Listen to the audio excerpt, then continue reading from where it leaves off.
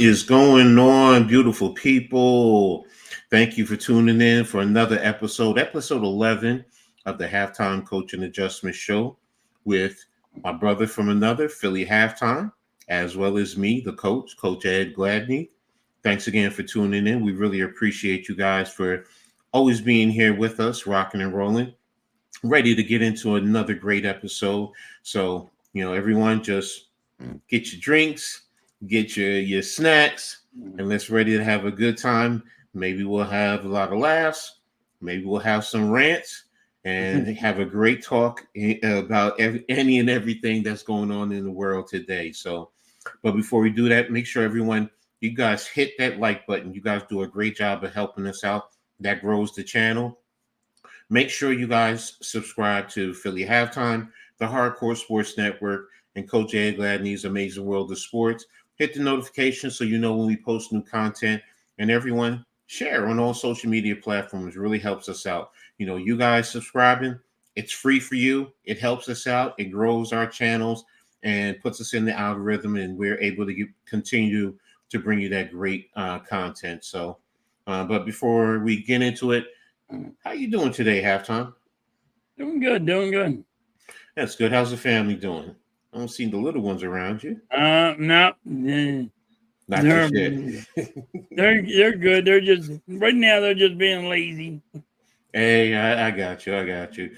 Yeah. So, but let's see who's in the chat. All right, Chad. What's up, bro? Thanks for tapping here, man. Really appreciate you as always, man. Always supporting us. A great supporter. What's up, Randy? That's right. Even though someone told me they don't like that, that's too negative. I get what they're saying in the perspective, but you know what? What's I'm so confident negative? because it gives. Yeah, because you're saying you're fat. People take the word fat negatively. What the hell? You gotta just say what it is. I call it being honest. I am fat, but I love who I am. I mean, I'm fat. I'm old. I like being fat, but hey, out of respect, I won't say it around her. Hint, hint. Get the point. What's up, Blaze? Bro, what's up? Good. Yeah, I really appreciate you. Thank you, man. Yeah, 342. It's coming. It's coming. It's growing. So it. Yep, you're right. It is what it is. So it's sexiest big man alive. Yeah, she would like that. She definitely would go for that. So, but yeah. So, but we're gonna go ahead and get into today's content. Start off right away. Look, man. It's that time of the year, man. Football is back. I mean, it's preseason in the NFL. Some areas, high school football is about ready to kick off. So, but hey, bottom line, football is back. College football will be coming back by close to the end of the month. I mean, I got games on right now. There's 2 games on, right? Ooh, great. Is that a catch? Sorry. Looking at Chicago and Buffalo. Great toe tap right on the sideline. But yeah, a lot of games going. Yeah. Oh, you got it. Oh, yeah. That was a catch, man. That was a catch. I got it on. Yeah. That was a toe tapping catch. They're challenging it. Yeah. It looks like they should. I mean, I get it. Yeah, you're going to challenge it, of course, but but just to give you guys an update, Chicago and Buffalo in the second quarter, 6-3, and then Washington and the Jets are tied at 10 apiece. So. I'll be flicking back and forth between that. So, but again, it's football, man. I mean, it's that time of the year. So, and everyone is getting excited for the teams. Yeah, all you Eagles fans, I know you guys really getting excited. Yeah, go Birds. So, hey, look, I'm hoping the little bit I saw with the backups on Thursday for my Giants is just a start, because, for the most part, they looked all right. They did not look as bad as last year. So it's back, baby. My loin, my loins are burning to see some real action. All right. You know what? Randy, for a second there, I'm like, I saw it. I'm like, Lions. And I said, wait a minute. No, it's Randy.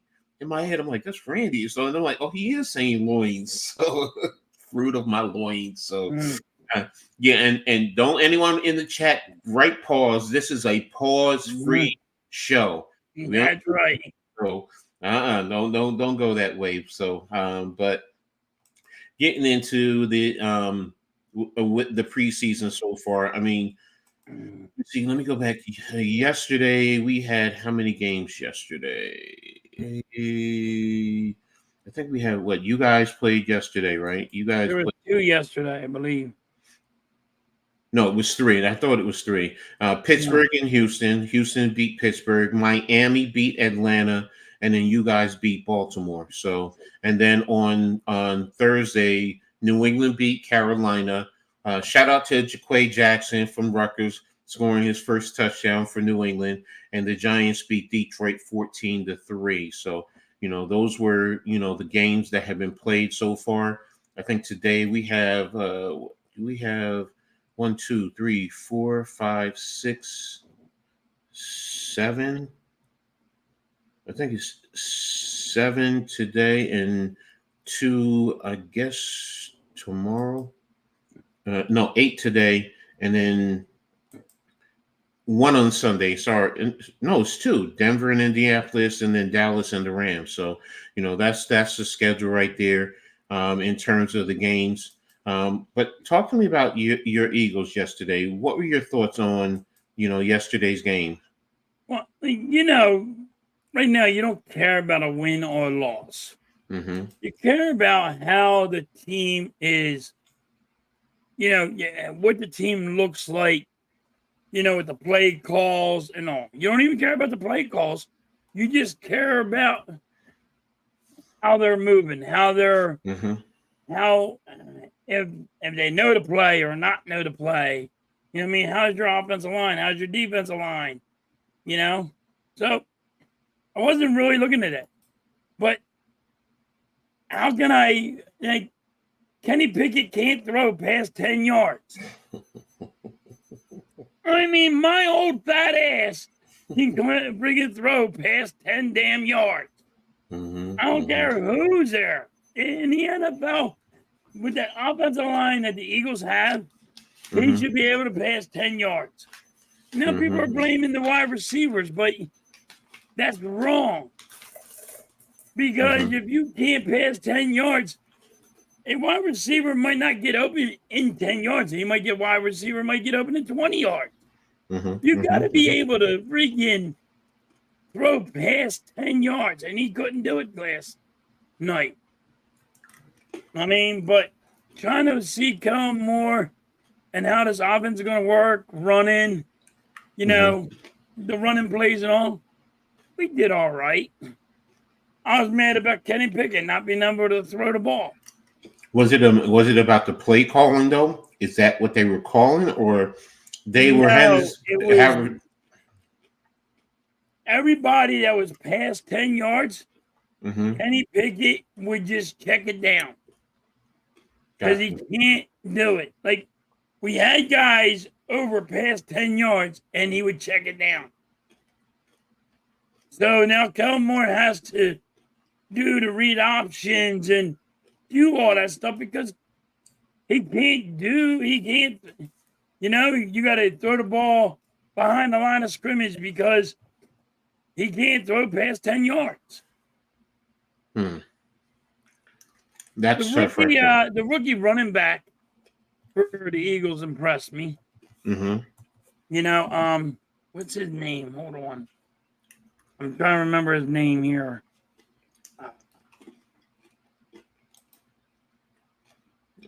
Let me see. Trying to remember his name.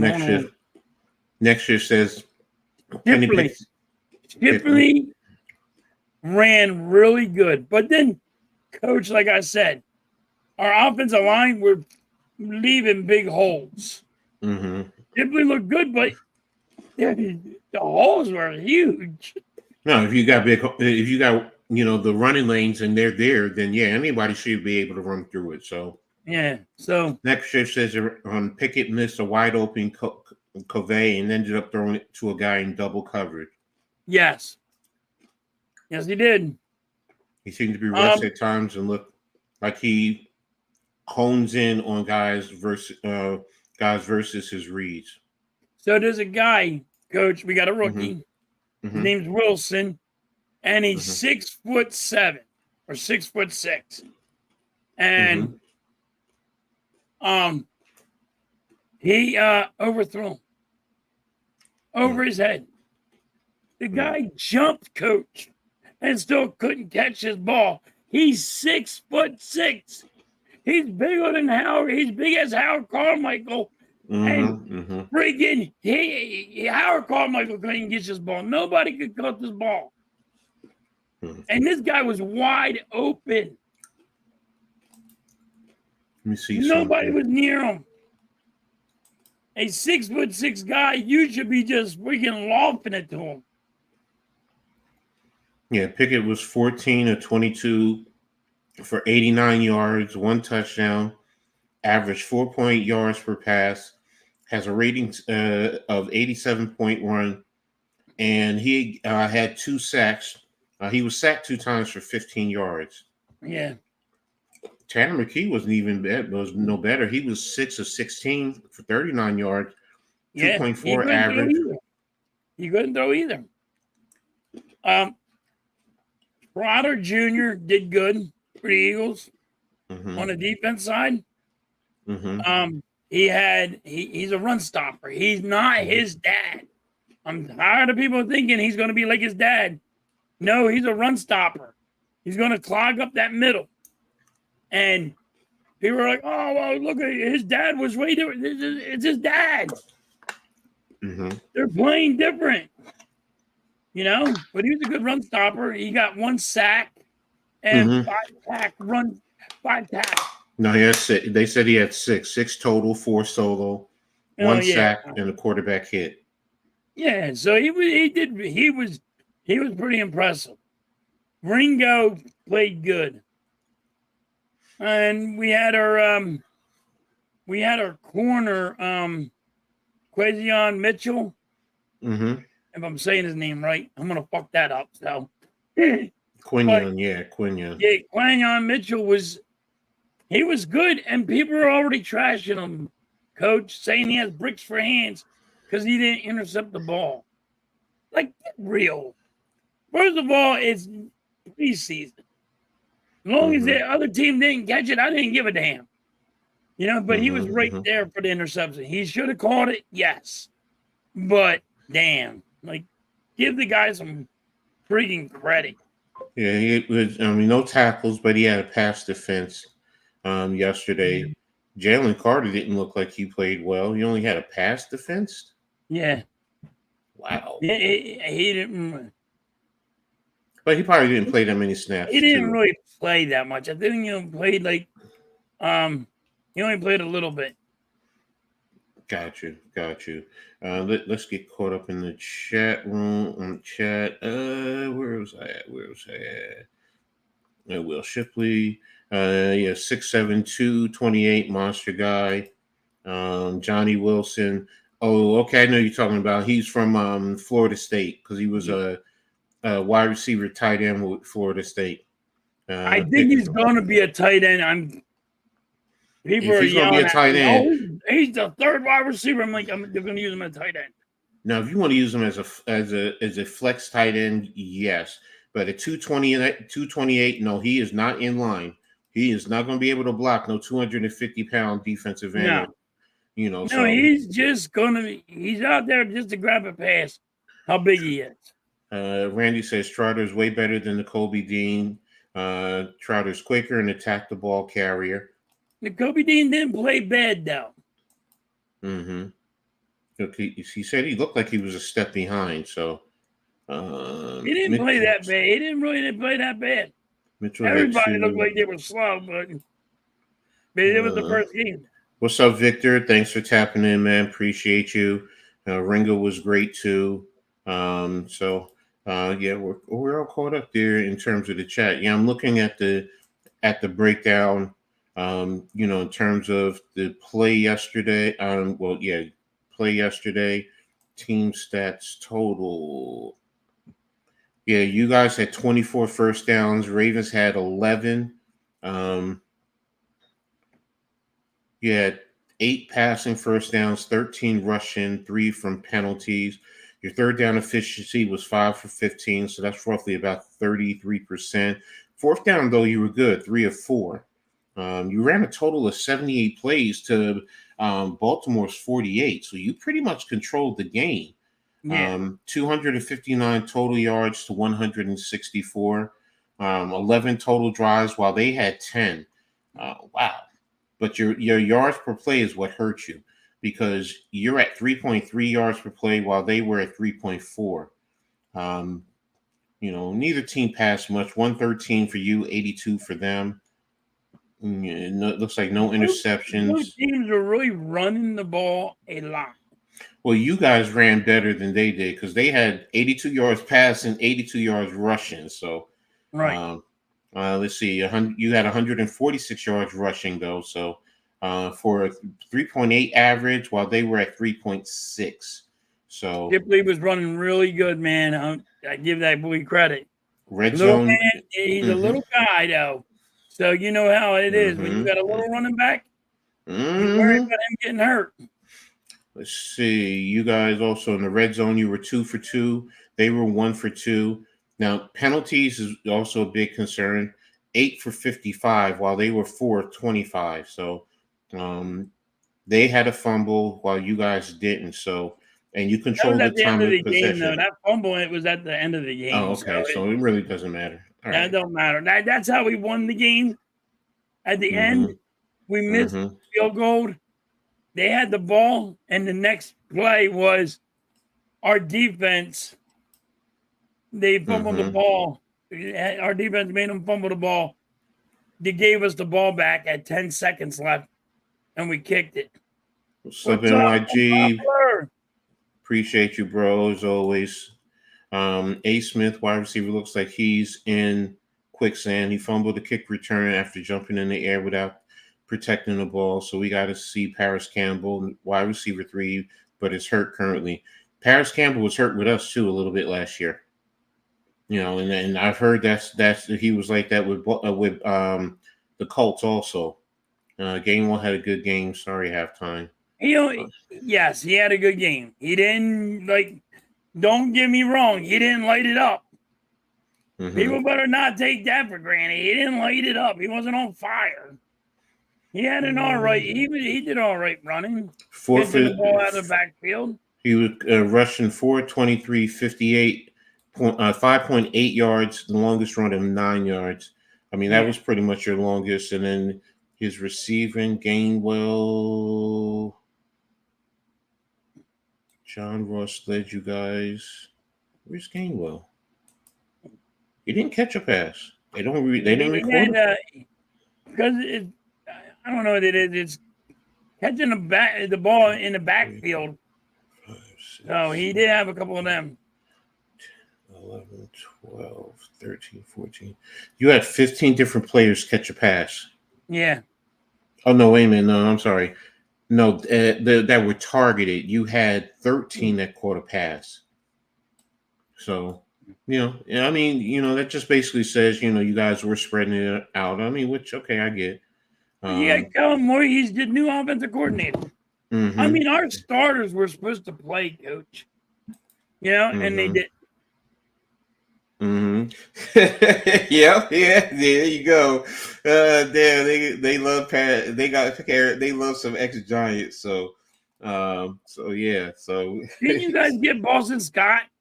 No, we don't have Boston Scott. Where is he at? I have to look it up real quick. Hold on, I'll tell you in 1 second. I know he's not on the Eagles. Is he on the Eagles? Let me see. I'm looking it up now. Hold on. Boston Scott, Los Angeles Rams. Oh, wow. He went to the Rams? Yeah, according to ESPN. Yeah, he's on the Rams right now for the preseason. So they'll release him. Depends. I mean, we'll see because like I said, he plays tomorrow, so we'll take a look at that. So, I mean, yeah. there's 3 games. You got 90. You got 90 some odd people. You got to Mm-hmm. figure out who's going to make it, who's Mm-hmm. not. Exactly. So, and talking about the Giants, like I said, we played against the Lions. One thing I will say, our running game was a lot more was effective. In total. So I'll go down the player breakdown in a second. In terms of the total team stats, both teams were even for the most part in first downs. 15 for the Lions, 14 for the Giants. They got 6 by passing, 4 by rushing. We had 4 by passing, but 9 by rushing. Third down efficiency, they were 5 of 17. We were 2 of 11. They were 0-4 for fourth down. We were 1 for 1. They ran 67 plays. We ran 54. Total yards, 228 for them, 250 for us. 12 drives for them, 11 for us. 3.4 average per yard while we were at 4.6. They had 110 yards passing while we had 95. And just so you know, passing yards, even if you go and you look at the stats and they'll say the quarterback had XYZ amounts of stats, they take sacks off of those passing yards. So that's why your total passing yards sometimes will look lower. Let's see, they were 18 of 33. We were 12 of 25. They had 4 set. They gave up 4 sacks for 22 yards. We gave up 2 for 14. They had 118 yards rushing. We had 155 yards rushing.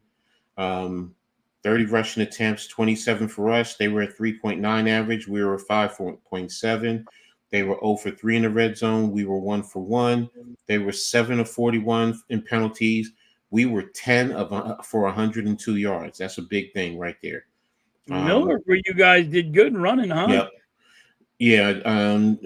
Miller Turbo was very effective. All the running backs were good for the most part. To be brutally honest with you. Let me go into the your box here. offensive line's Yes, the getting whole beefed up?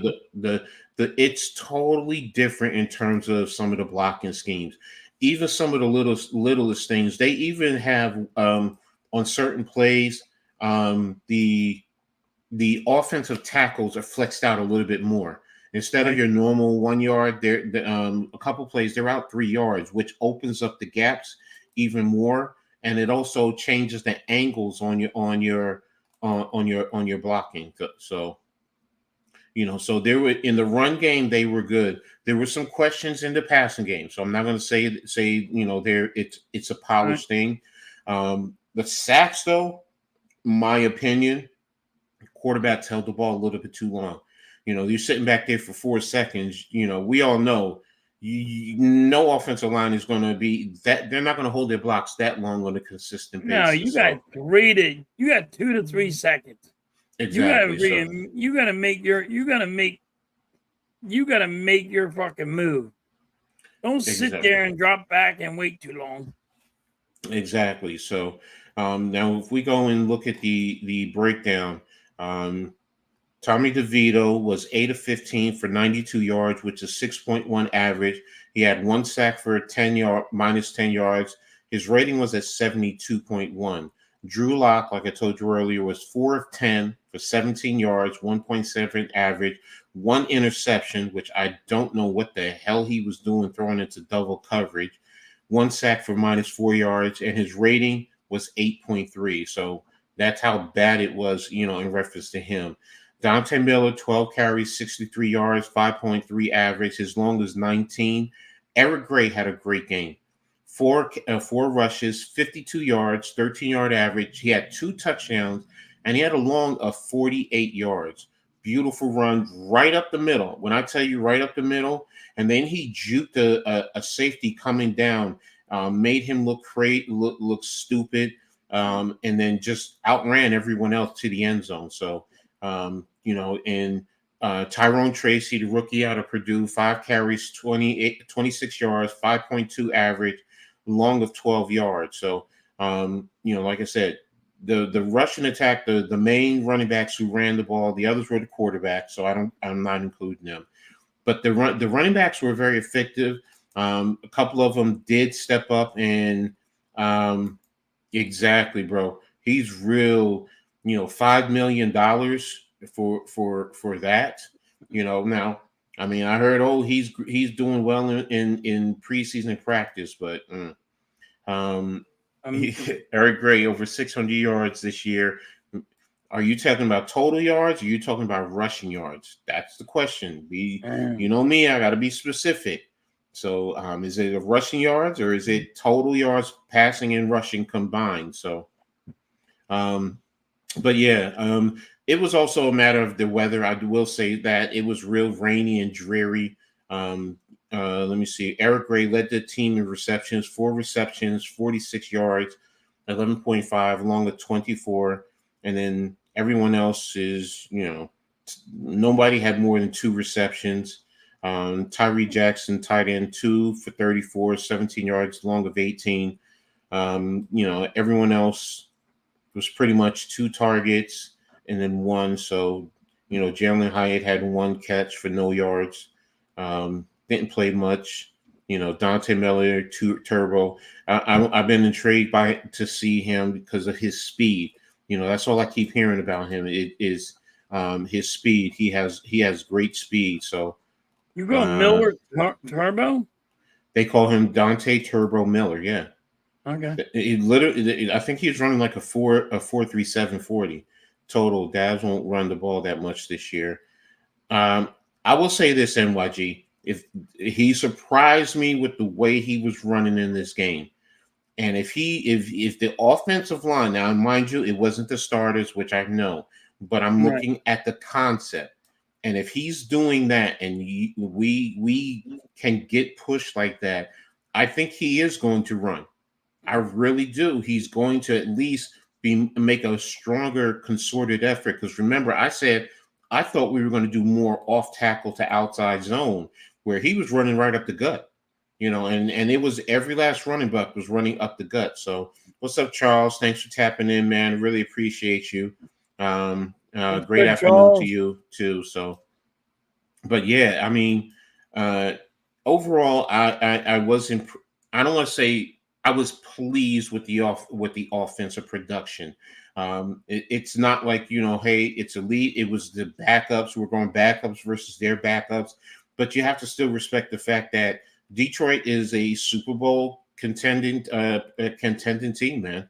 And for the Giants to, number one, during the week, you step up and you don't let them bully you like they did last year. You step up and you meet them mano a mano. And then you come to this game and you really control this whole game.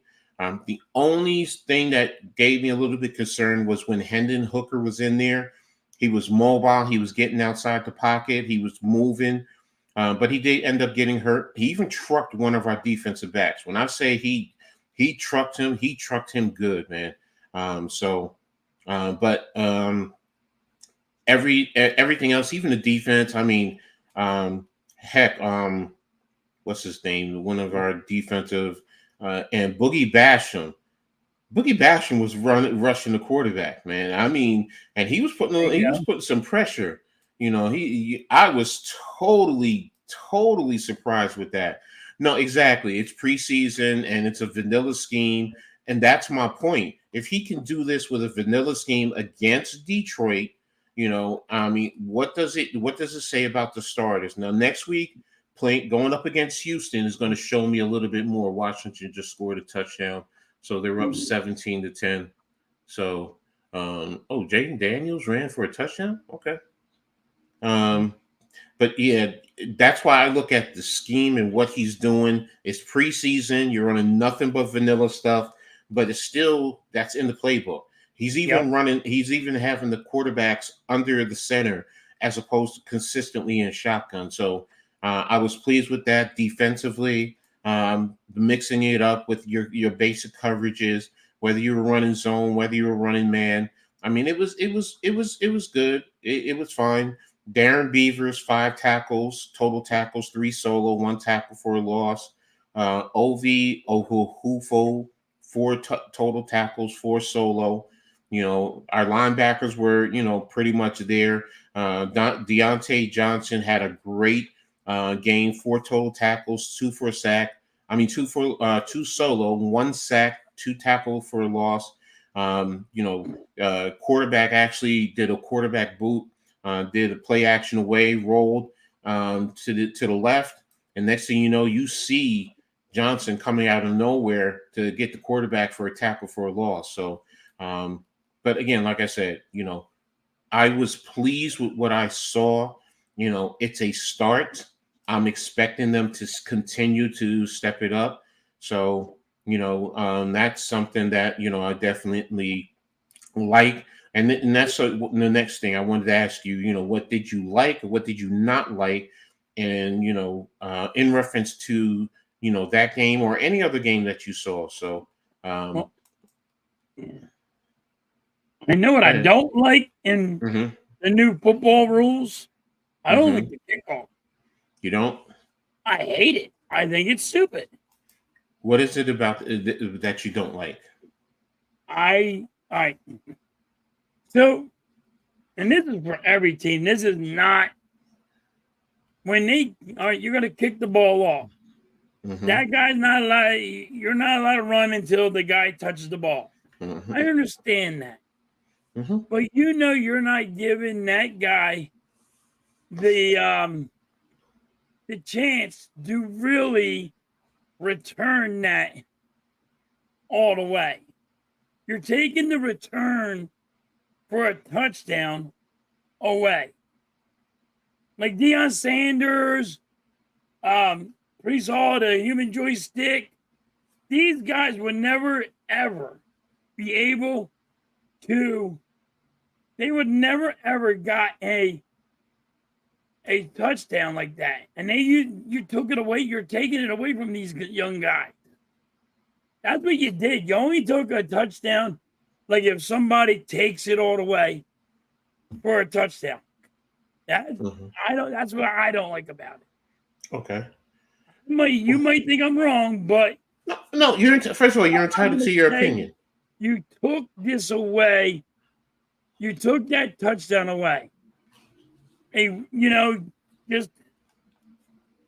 took it away. You'll have a guy break one, maybe. I don't think so, because it's all confined now and not spread. But let's see what happens. Well, I'm going to say this. Waiting for the year to go, but right now, watching it so far, I do not like it. I'm going to say this because a lot of it they got from what a catch. I just good deep pass from the Jets quarterback down to the wide receiver, over the top down, and he looks like Adrian Martinez, who played in the UFL. Great pass. It looks like it's about a 43-yard pass and catch down to about the 3-yard line, and the receiver dove for the catch. So great catch, hands underneath the ball, everything. So that should be a catch. But this rule was in the UFL, and I understand that. And I'm going to say this: they did have touchdowns in the UFL in this. Now the thing about it is, okay, this is why, NYG and I don't think one. I don't even think you're going to get one. This is the NFL. No, this is where the big boys play. I don't think you'll get one. It's not a matter of that. It's the schematics. Right now, all the coaches are trying to figure it out. What you have to do, see what's going to end up happening, you got to treat this like run blocking. And when you do some down, pull someone to trap someone, you're going to get the alleys, because what you also have to remember, the normal kickoff, you might have had guys in the middle who were coming, but guys on the backside, maybe one guy is the safety guy, and he kind of hits, lags back. So even if it goes away, he can cut across the field and make a tackle. Where here, everybody is right there in a closer area. So now, like you said, you can't move until they catch the ball, or it hits in the zone. So if it hits in the 20, then they can move and then they can go. But now, if you set it up properly, down block, one side blocks another, and you trap, Once you get past that first wave, you only have the kicker to worry about. And Right. that's what you have to figure out. And that's what's going to happen. It's going to take them some time. So you might be right where this year you may not get a lot of returns. But once they figure it out, I actually think it's going to be. I'm not going to say it's going to be touchdown for the Jets. It's not going to be. It's going to be explosive, but it's not going to be a high volume. I don't think you'll get one touchdown, and you're taking it away. Like I really think, like I don't think, to be honest with you, I just don't think, like, even Deion Sanders, I don't think he would be able to do it. You know what I mean? In his prime, I don't think even prime time could do it. The human joystick, I don't even think he could do it. The way I'm seeing it now, but maybe. No, I get you. What's up, Curtis? Thanks for tapping in. Both your two teams won. I know it's preseason, but a start. No, yeah, you're right. I mean, that's the whole thing. That's why some teams sign kick return players. And again, this is going to be very interesting as we go in terms of how you do. Because I'm telling you right now, I'm sitting there looking at it. You know, can I double team this player, get a good push from that backside? You know, what are they going to do if they're going to? Are they going to lag back and try and chase and trail? You know, how do you go about it? So. Again, it's new, so I get it, and I understand the reservations. I really understand the reservations and, you know, the concerns and those who don't like the rule. I get it, you know, and everyone is right to be concerned, and that's what happens when you have something new, though, you know, because I understand it. It's keep the guys healthy. They're trying to stop concussions. I get all that, but you know what? It's and the players, they're just like, hey, it's not going to hurt the game. But when you've been watching it for so long, it hurts the game. It hurts my game. Me watching the game it hurts me. Look, I can say this. Hold on, I grew up watching it this way, and you all decided I'm going to reinvent the goddamn wheel. Look, bro, remember, we grew up watching the wishbone offense at times. The I formation, the ISO lead, but now it's spread. So I get it. It takes some time. You know, I mean, instead of it being more, remember, it was congested before, and now it's spread. You know, so I'm telling you, I'm looking at it, and I sit there, and I was looking at the kickoff rule. I'm like, okay, well, you know, who do we double team? Who are you putting out there? And don't forget this. Right now, teams do not have the big guys out there. Nope. Imagine you ain't got your starters out there yet. No, I don't mean. I mean the big linemen. Because remember, back in the day, you always had a big lineman somewhere out there to help in the block. Well, now you might be able to bring some big guys in and say, this is where, you know, which is why I was just saying. So if you have these linebacker types out there and tight ends, and you get a big 350-pound lineman who's quick, who can get a good trap on these little guys. He's not trapping a defensive tackle. He's trapping one of these light-ass guys. Yep. Now it's going to open up, and that's what I'm saying. It's like, okay, now, are they going to do this? Like, I'm sitting here saying, if I'm a special teams coach, this is some of the things I want to try. This is what I want to see. I'm going to work at this in practice just to see if it'll work. How will it go? And if it works, boom, next thing you know, it's going to be explosive, you know. And don't forget the other parts of the rules. Like if you kick it into the end zone, I think it comes out to the 30. If it doesn't hit into that box, it automatically comes out to the 40. So this is also now working on your kickers, where they actually have to be accurate in placing that ball, not in the end zone, but in that box. So this way you can try and keep them around the 20-yard line. Because there's one thing that I know, I've tracked this for decades.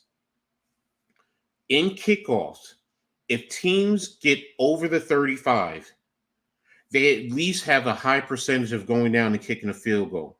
And if they get over the 45, they have a high percentage of going down and scoring a touchdown. So that's why it's like that to me is the big thing. If these kickers, let's say for example, they only kick it to the 20-yard line. Right. Now you give the returner a great opportunity to try and get up there close to the blockers, and he just needs a little alley. He just needs that little alley, and you really don't have the safety valves except for a kicker. And I'm going to take my returner against a kicker any day. So, but we'll see. We'll see. Yeah, we'll see. I like I'm saying, I get you. I'm watching it and I'm like, you're cringing, like, oh, come on. I'm watching it right now, and it's like, you ain't got nowhere. I get it. Nowhere. It ain't gonna happen. I get it, bro. Now, the Bears and the freaking Buffalo, and then wait, that freaking thing goes to it's not it. Hey, it may be. It really may be. It may not really work, and it may, be, and the NFL, because of the speed as opposed to the UFL, even though a lot of those guys are NFL caliber. So, right. Hey, yes. We'll see. We will see. So, just a quick update. Washington and the Jets are still tied at 17 in the fourth quarter. Looks like it's 6.5 minutes in the fourth. And Buffalo and Chicago, 6-3, Chicago over Buffalo. And they just started the second half. So just to give you guys a little update in reference to what's going on there. In terms of what I've seen so far, in terms of play from at least my team, again, I just didn't like the overall quarterback play. I did not like Drew Lock. That was my biggest thing. I did like our offensive line play a little bit more, because it's always been a concern. Those who know me know I've been a big proponent of even Evan Neal, and I backed off on that. And because I'm liking what I'm seeing right now from the Giants offensive line schematically, this new offensive line coach, I think, is going to help a lot more than the O-line coach we had last year, where a lot of guys were off balance and, falling down and getting beat, and I'm waiting. I'm just waiting. Next week is going to give me a better indication, because I think starters across the board are going to play there, and you're going to see probably a little bit better play, hopefully. Next week, starters play a quarter or two. I think you'll see a good half. Guys in I don't think they're going to play the last one, right? No, not the key players, and definitely not your starters. Because you. Oh, wait a minute. You have a break before the season kicks off, right? You only get 3. There's 3 games. Yeah, we only get 3 games. This weekend is 1, and the season kicks off. No, the season starts a little earlier, don't it? That's what I'm trying to double check. Because there's 17 games. Preseason, August 22nd, 23rd is, and the 24th, and the 25th, and then week 1 kicks off. No, there is a break in between. So September 5th to Thursday. Yeah, there's a 2-week break. No, it's a 1-week break. It's a 1-week break from the time you play the last preseason game to the first game of the season. The first game is September 5th. So you have that Thursday, then the Friday the 6th, and then the 8th is when the rest of the league comes into play. So it's just 1 week, that last week in September. But still, you may see them play. Well, I can't see. Yeah, you may see a series or two. I can't see them play the third game. I can see them playing maybe a half the second. Yeah, no, I get you. Yeah. Because they're going to, and these are the coaches. The coaches are going to go, I don't want my guy hurt. Yeah. Because the game don't matter. They're going to take that game away too, coach. They're going to want more games.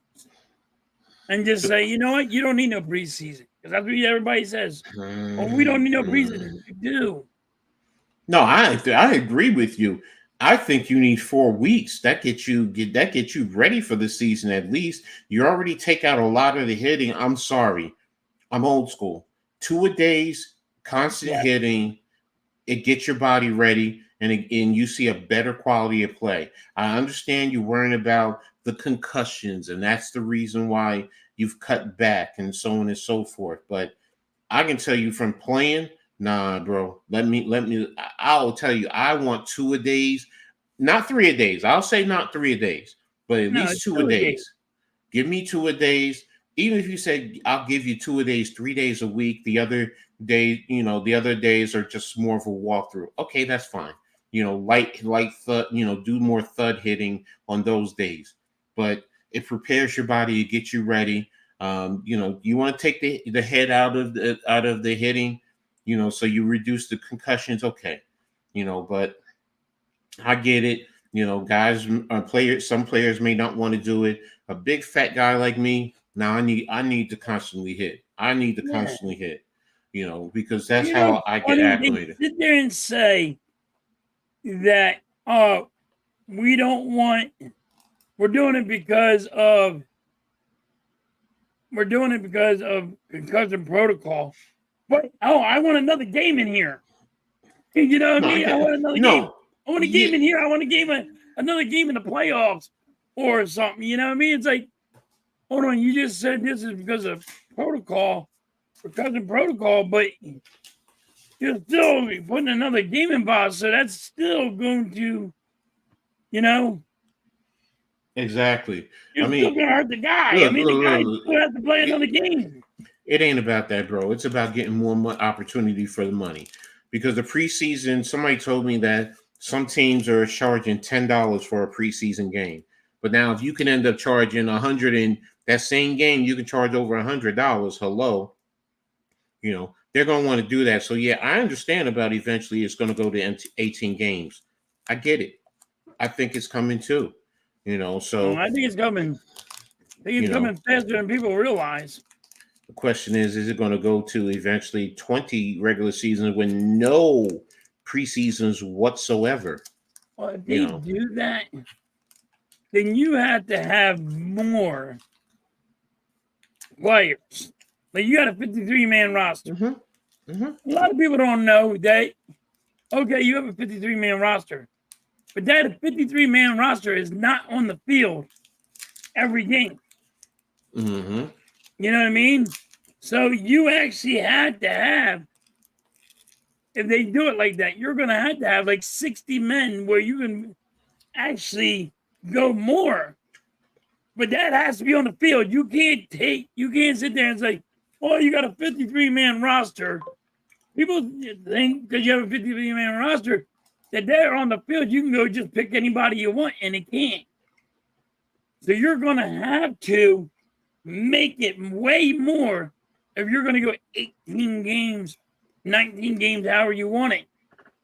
You're Well, going to have to, because these guys are going to get freaking killed. They're going to get hurt well, so bad. It's think about the player union. The player union is going to request that, whether it's 60 players, whether it's as Victor is saying, 73 total players. I think it'll go somewhere in between. But the union is going to say, you want to go there, then we need to have more players on the field, with jobs and for injuries and so on and so forth. I agree with you. And then yeah, what you would see is, during training camp, you'll see more of the dual practices because then right. there's no preseason. You'll do the dual practices, even if you do one a week to get you ready for the regular season. I'm just saying that money grab is going to be too. It's going to be too tempting for them to say, "Let's go to 20 games." We went if they go to 18 within the next couple of years. I see it coming. I Oh, I see personally. it coming. I never thought I'd say it come, to be honest with you. What was it Mhm. when we were younger, Coach? It started 14, right? Yeah, Was it it was 14 or 12 14. games? No, it was 14 or 14. like 14, right? Mm-hmm. And then, like, you never thought it would go up to 17 Mm-mm. games. Mm-mm. I never envisioned it. Nobody envisions 17 games. I When they mean, went shoot. they were freaking blacking out games. Look, when they went to 16 games, when they went to 16 games, I was like, as a kid, I was like, oh yeah, I get 2 more NFL games. Yep. You know, so, and guess what? You don't think other fans are going to be like, oh, well, you know, right now it's at 17. If you end up with 3 more NFL games, you don't think fans are going to consume it. They're going to consume it no matter what. And as the players union, they're going to say, let's get the money. You know, and players are going to say, I want the money. I want more. It's going to increase the salary cap.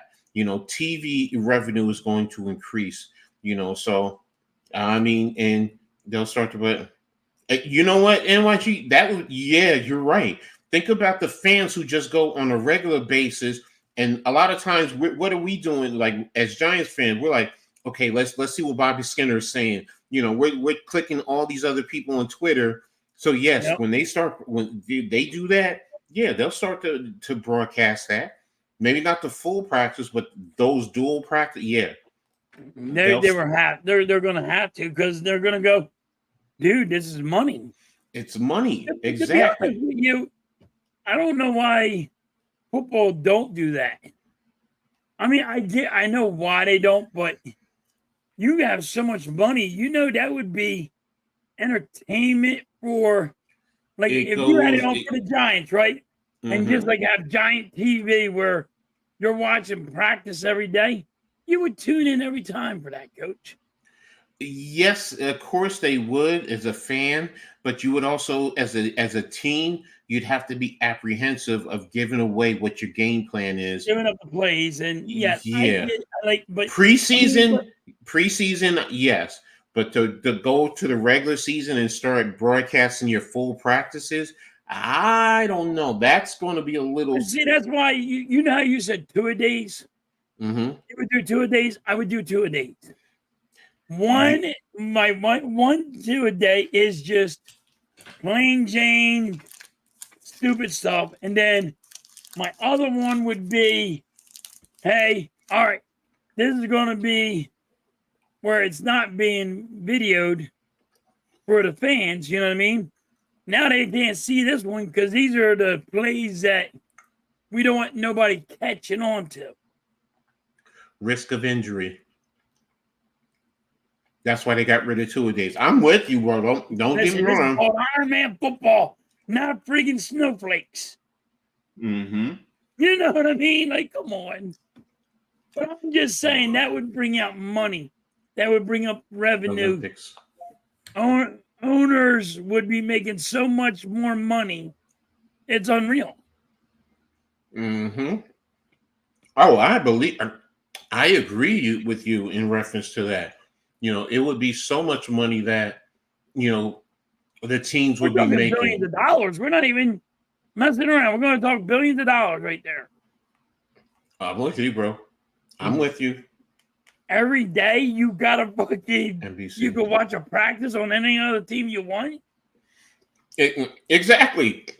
You know, if I'm paying for it, yeah, you know, I want to see it, and I'm going to pay for it, and I want to see what's going on. So, you know, but yeah, think about this. Teams are also doing the same thing. Other teams are going to do the same thing. So, and okay, I'll be leaving it here. I'm not going to watch it. I'm waiting for the basketball game to come on. So, I mean, to be honest with you, like the little soap opera stuff that happens behind the scenes, people are going to want to see. Yeah, I know. It's just little arguments, Coach. You know what I mean? I know. It's just like the whatchamacallit that they're showing now with the Giants and the Bears. I get it. You know, the reality TV, as I call it. Yeah, that reality TV. Listen, people would tune in, man. This is what I don't understand. Listen, it's reality TV. Mm-hmm. Shit sells. Sell it. Sell it and give people will buy it. You have millions of dollars. If you're that money hungry, do that. There you go. There's a money grab for you. Oh, believe me, trust me. There ain't if it was me here that if it was me, no. Well, you know what? I probably wouldn't buy all that shit. Sorry. I wouldn't buy it. It'd be like I'm saying, you know, every like inside the NFL would buy it, you know. No, you're right. ESPN You're would right. buy it, put it on TV, and it would be must watch. No, I agree with you. Yes. The masses would consume that. Yes. Me, maybe I'll look at one practice just to get a general idea, see what's going on. I can figure it out from there. I don't need all that. But then if it's, $20 a pop, then I'll probably be like, I ain't paying $20 a pop for all Right. that. If they're charging you $20 a pop to watch the friggin' a practice, you're like, no, I'm good. Yeah, that's what I'm saying. Me. That's But me. if it's just on regular on TV, Oh, yes. If it's free, you would not stop watching it. no, You'd of be course. non-stop watching. Of course I would. I'm not saying You'd I be up wouldn't. at 2:00 in the morning watching something that happened friggin' a couple of days ago. Look, But because what you're doing is you are learning and you are friggin' looking what your team is adjusting to. I do the NFL pass thing. I mean, whatever, where I can get the all 22s. I pay for that. Yes, I get you. I understand. So yes, there are things that everyone will pay for when it comes to the NFL. Fans buy jerseys, they buy season tickets, they buy the NFL pass. I get it. You're right. There's just some things I'm just like, I ain't paying for it. I'm sorry, not me. That's me. But that's not anybody else. But if So you can get in there and find a little bit of shit, like if they go in the locker room and they just start, put a little bit of shit back in the locker room. This is what's happening in the locker room. mm-hmm. How many people would buy it, Coach? Let's be honest. No, you're right. There would be a lot of people who would buy it. So, and they would consume it immensely. So I get it. And you know what? Let them go for it.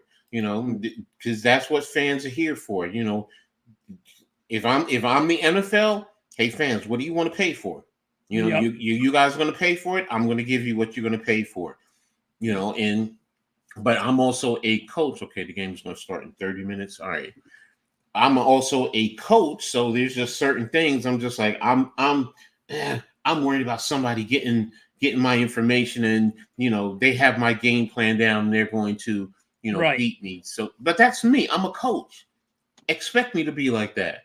Oh, so I understand your philosophy. I get that. I just know what fans are going to want to see. Yes. No, you're right. You're right. It's behind the scenes. No, you're right. You know what I mean? I don't care what happens. They're going to want inside. Is this the 4x4? Is this the 4x4? Sorry, I'm looking at track and field. I think this is the 4x400. France, Italy. What the hell? They're coming out. Yo, now with track and field, they're coming out into like wrestling, where you come out to the stage. No. Are y'all serious? Oh my gosh.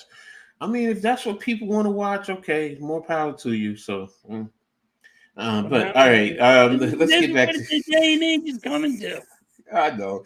I said, I think what you say, it's all about the me. It's me. Look at me. Hey, look at me. So, but how excited are you for football being back? Really? Oh man, like football is like Miss Halftime knows. Miss Halftime goes first love. It's Halftime's first love. Halftime does everything. It'll stop from football. I stop everything.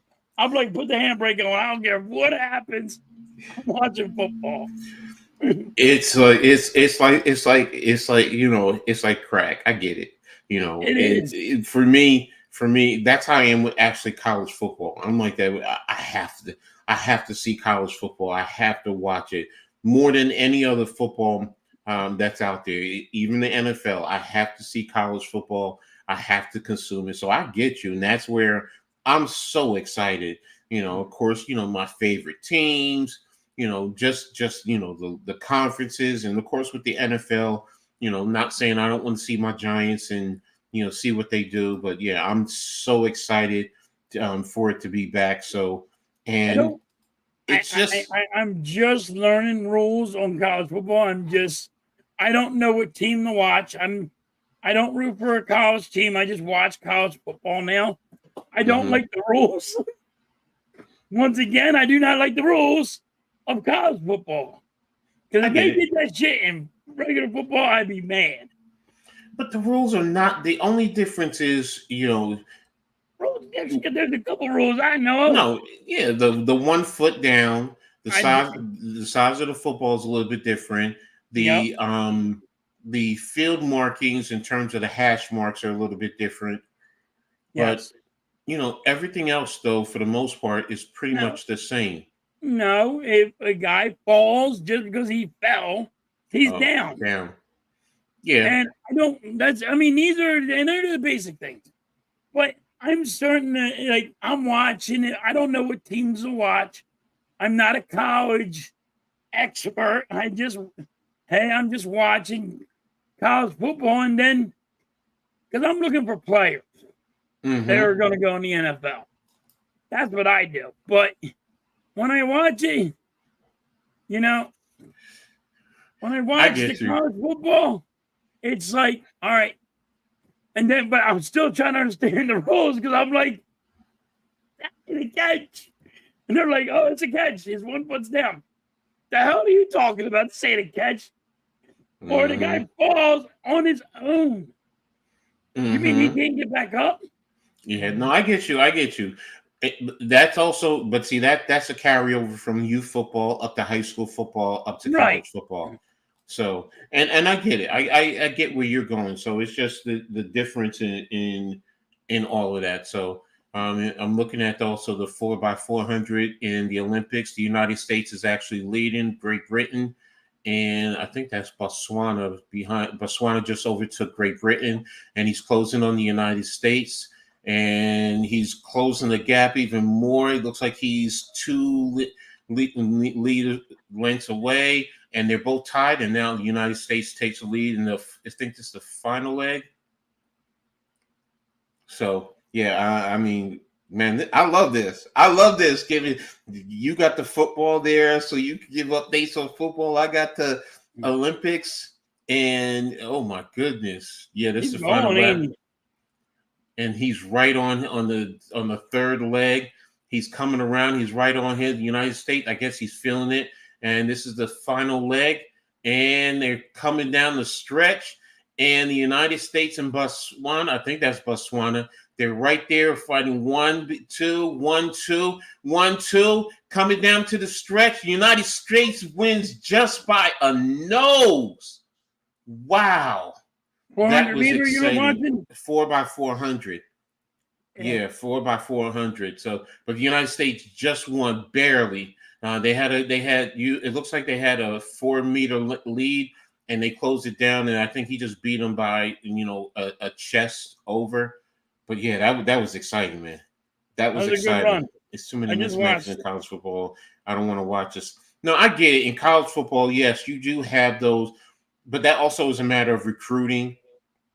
Let's be real, and what some people don't understand too, like if you have certain, like a power program and they invite a MAC or a group of 5 or even an FCS, they are actually paying those schools, and those schools need that money. That's why they take that game. So again, we talk about the NIL, look, some schools, Rutgers, for example, they've paid $1 million to a team to for them to come play. So it's yeah, that was Botswana, I think. Yeah. But yeah, I mean, but it's about the money, man. And let's be real, some of these schools, think about it, because the NFL doesn't have this. You have schools that have 100,000 people that come to the games. Yes. Think about that. NFL, you're talking about 80,000. If the Right. NFL could add on another 20,000, you think they wouldn't do that?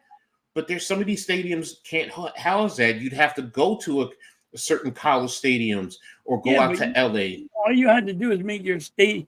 Why did the NFL not make their stadiums that Because big? you have to go to, first of all, you have to go through your states, each Right. state and cities, because there's one thing, because I know for a fact when I lived in New Brunswick and Rutgers upgraded their stadium, they went from a 28,000 seat stadium to a 50,000 seat stadium. But they had to go through a lot of regulations because there's also the traffic that you have to think about. Like we Right. don't think about that. How is it going to mess up the traffic in the local area, and how do people respond to that? So now you have to go and you have to get construction on the roadways. You as a construction worker, you would love that because you're Yeah. like, oh yeah, I guess I get to do some work. But and that's why in some Well, also, you got to pay for the air, how yeah. tall it is.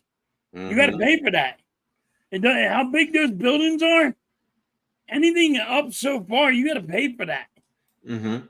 Mhm. So, I mean, I don't know how many feet you have to pay for. It's got to be a certain height. See. You're going to go up higher. You got to get the nosebleed section. NYG, I'm going to say this, okay? Michigan, Ohio State, schools like Penn State, they still sell out. People may like the competitive action, but they're still going to go and they're going to root their program on. There's the other thing that we don't take into account. A lot of people love the tailgating at the college environment because now you're coming back. Sometimes you're seeing your old classmates and so on and so forth. On the So tailgate it's thing. more, you're going back around campus, you're going to your local eatery, your pub. See, for me, that's why I live right next to Rutgers. I know what a college environment is about. When I played, playing D3 and going to all the other schools and partying and so on and so forth. These are things that we don't think about. The NFL people, they tailgate, but it's not to that magnitude. It's not, rah rah coming back to your old stomping grounds. Whether you're just there to go see your team play, and that's about it. So are there teams that share stadiums in the Yeah, New college? York. Oh, no.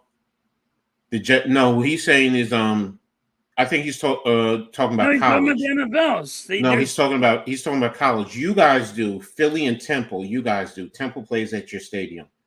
That I do know. Yeah. So yeah, he's right. He's right. There are some. Michigan doesn't. Michigan State has their own. I'm trying. And down south, they're pretty much. A No, lot of they're teams pretty don't much have. on their own, right? Yeah, Down they're south. on their. So yeah, Nebraska's by itself. Iowa, there's no NFL teams out there. There's one or two, but yeah, Jets and Giants, they share their stadium. LA, they share their stadium as far as the NFL teams, but not with college teams. So Temple, Pitt. Oh yeah, Pitt, USF. Oh, Tampa, and Miami with the Dolphins. Okay, I forgot about them. Oh, UNLV. Oh, that's right, with the Raiders. Thank you, Victor. I appreciate that. So, yeah, there's some teams that share. Okay. So, but yeah, but none of those stadiums hold 100,000 people either. None of them. So, I mean, but personally speaking, yeah, if you could do that, I'm with you, bro. Because you would sell it out in the NFL. So, Yeah, you would sell out those tickets easy. all right. So, next subject I want to talk about, and it deals with your Eagles. Okay. What's up with the debate between Jalen Hurts and Nick Sirianni, man? I mean, your head coach and your quarterback. Come on, man. They're supposed to be on the same page. All right. This is how you're going to figure this out. I didn't have an offensive coordinator. Mm-hmm. Okay, last year we didn't have an offensive coordinator. He Mm-hmm. was a quarterback coach, and he knew Jalen Hurts' daddy. He drank milk and cookies with him, had milk and cookies with him. That's what they did. Mm-hmm. So Mm-hmm. now he don't know how to scheme around a blitz, and I told everybody about that. this caused a problem, but it's not that big of a problem because you didn't have a frigging coordinator. Nick Sirianni wanted to be involved in offense and defense last year. He said, I'm the head coach. I want to be involved in everything. Instead of just running the offensive line, being the offensive coordinator, he wanted to be everywhere. And that put too much stress on Nick Sirianni. So Jalen Hurts said, all right, I'm going to call my own goddamn plays then because this guy don't know nothing. Now you have a coordinator that knows how to scheme around a blitz that can, help Jalen Hurts out. So they weren't seeing eye to eye because Nick Sirianni's trying to be everywhere. He's all in the kitchen. He's everywhere. But he's not looking at where the problem lied. And I told people where the problem lied, and now the cat's out of the bag, and, reporters make it bigger than it really was. Clickbaiting and, hey, here's a story about the Eagles. Because there's nothing to really talk about. This is that was last year. This is this year. I mean, so it really ain't nothing. Nick Sirianni's on the hot seat because if you're not an offensive coordinator and you're not a defensive coordinator, Nick Sirianni, what the hell are you doing? So how did he get the position? The eyes are going to be on him. How did Sirianni get the position if he's not a coordinator in the first place or wasn't a coordinator? He's a yes man. Coach. He that's what the Eagles wanted. They wanted a yes man. Whatever you want, boss. There you go. I done it. You know what? You want to do it. After what's his name? Yeah, I get you. Chip Kelly, yeah, you're right. Yeah, so he didn't want a real coach. They didn't want to go get a real coach. They wanted a guy that was going to follow their directions. They're going to listen to him. You're going to listen to me, even though I'm not a coach. You know what I mean? The upper people are saying, just listen to me. We're going to win you a Super Bowl if you listen to me. Because they think they're smarter than everybody. So that's why you should never got Nick Sirianni. That's why he was talking about flowers and blooming and glooming. He's not the guy that people think he is. NYG says the Eagles are a talented team, and he absolutely hates saying that. But he's been saying the head coach was the problem. And I agree. He has been saying that. He's definitely the problem. Listen, we would have won a Super Bowl against Kansas City. To be honest with you, we would have won that Super Bowl, but I think Nick Sirianni caused us from losing it. He's one of the reasons. He said, "Look how they regress after when they lost both coordinators after the Super Bowl season." Yeah, which makes sense. Makes sense. And it's time for the USJs. Yeah, I'm looking at it. The 4x4 getting ready. I want my girl Sydney McLaughlin from Jersey. She's actually from where around the corner from where I used to live at, and she's from Dunellen. I used to live in Somerset, so literally a 10 minutes difference. So, but yeah, they're doing the introduction thing again. I'm just like, oh gosh, come on, just line them up and go, man. This introduction like his wrestling, and they're coming out and I'm like, I mean, yeah, y'all some cuties. Don't get me wrong, some of y'all are cuties, but still, bro, come on, I just want to see the race. I don't want to see all this other. Now I'm like, damn, girl, got a junk in the trunk. Wait a minute. Let me stop. I'm sorry. I'm not supposed to be doing that. I got yelled at for doing that. Y'all just know my parents be watching this now. So hey, your parents? Yes. So my dad talked to me about stuff. I was just like, yes, Dad. You know, I'm 57 years old, and I'm just 57 like, years old and you're still getting criticized by your parents. get my ass chewed out. My parents were like, we didn't raise you. My dad's like, you know, your mother and I did not raise you to act like that. You know, Somebody's getting the switch. no, it's just a lecture. You know, like No, he got the switch, everybody. You had to cut your own switch down. Huh? You had to cut your own switch down. As a kid, yeah. Sucks, don't it? Yo, no. One time as a kid, I went out and I came back with this little bitty thing. I did it too. Yeah. My dad looked. Oh my gosh, that was the worst I'd thing. be worse. Yes. Do that. Whatever mom do, don't do that. He was like, be worse.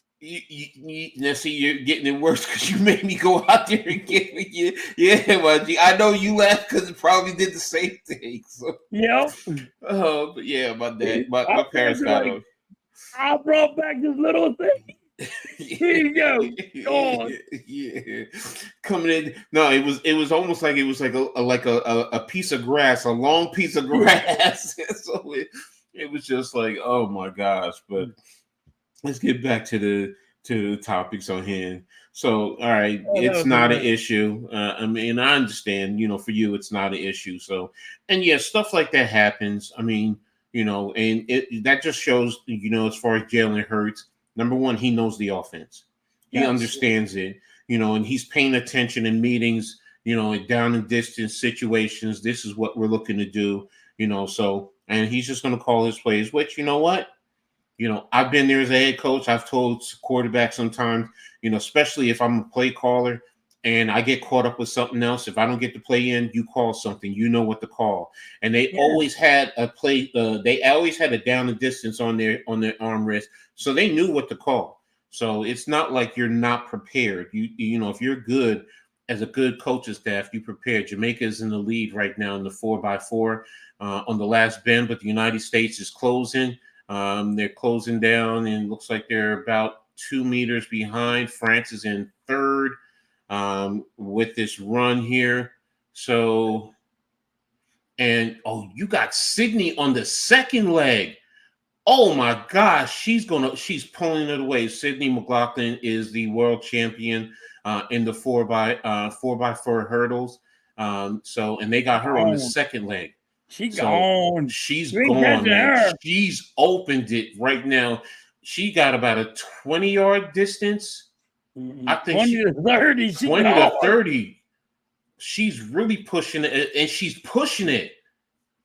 Wow. That's Jersey right there, right? I'm telling you right now. Stand up, Jersey. Represent. Oh, it's over. She gone, dude. She's about 50 miles. And I think, and they got Gabby Town. They got Gabby. Oh yeah, she got the distance. Oh, and Gabby Thomas is this? I think this is Gabby Thomas. Oh my God, they are pulling. Oh my gosh, they are blowing it away. You might as well forget about it. It's over. Are they going for? Might as well just go get some water. Let's go for the world record then. Go for the world record. Let's see. Who's that? Is it Finland in second? So yeah, she's like pushing 50 yards away. Wow. This is not fair. Oh man.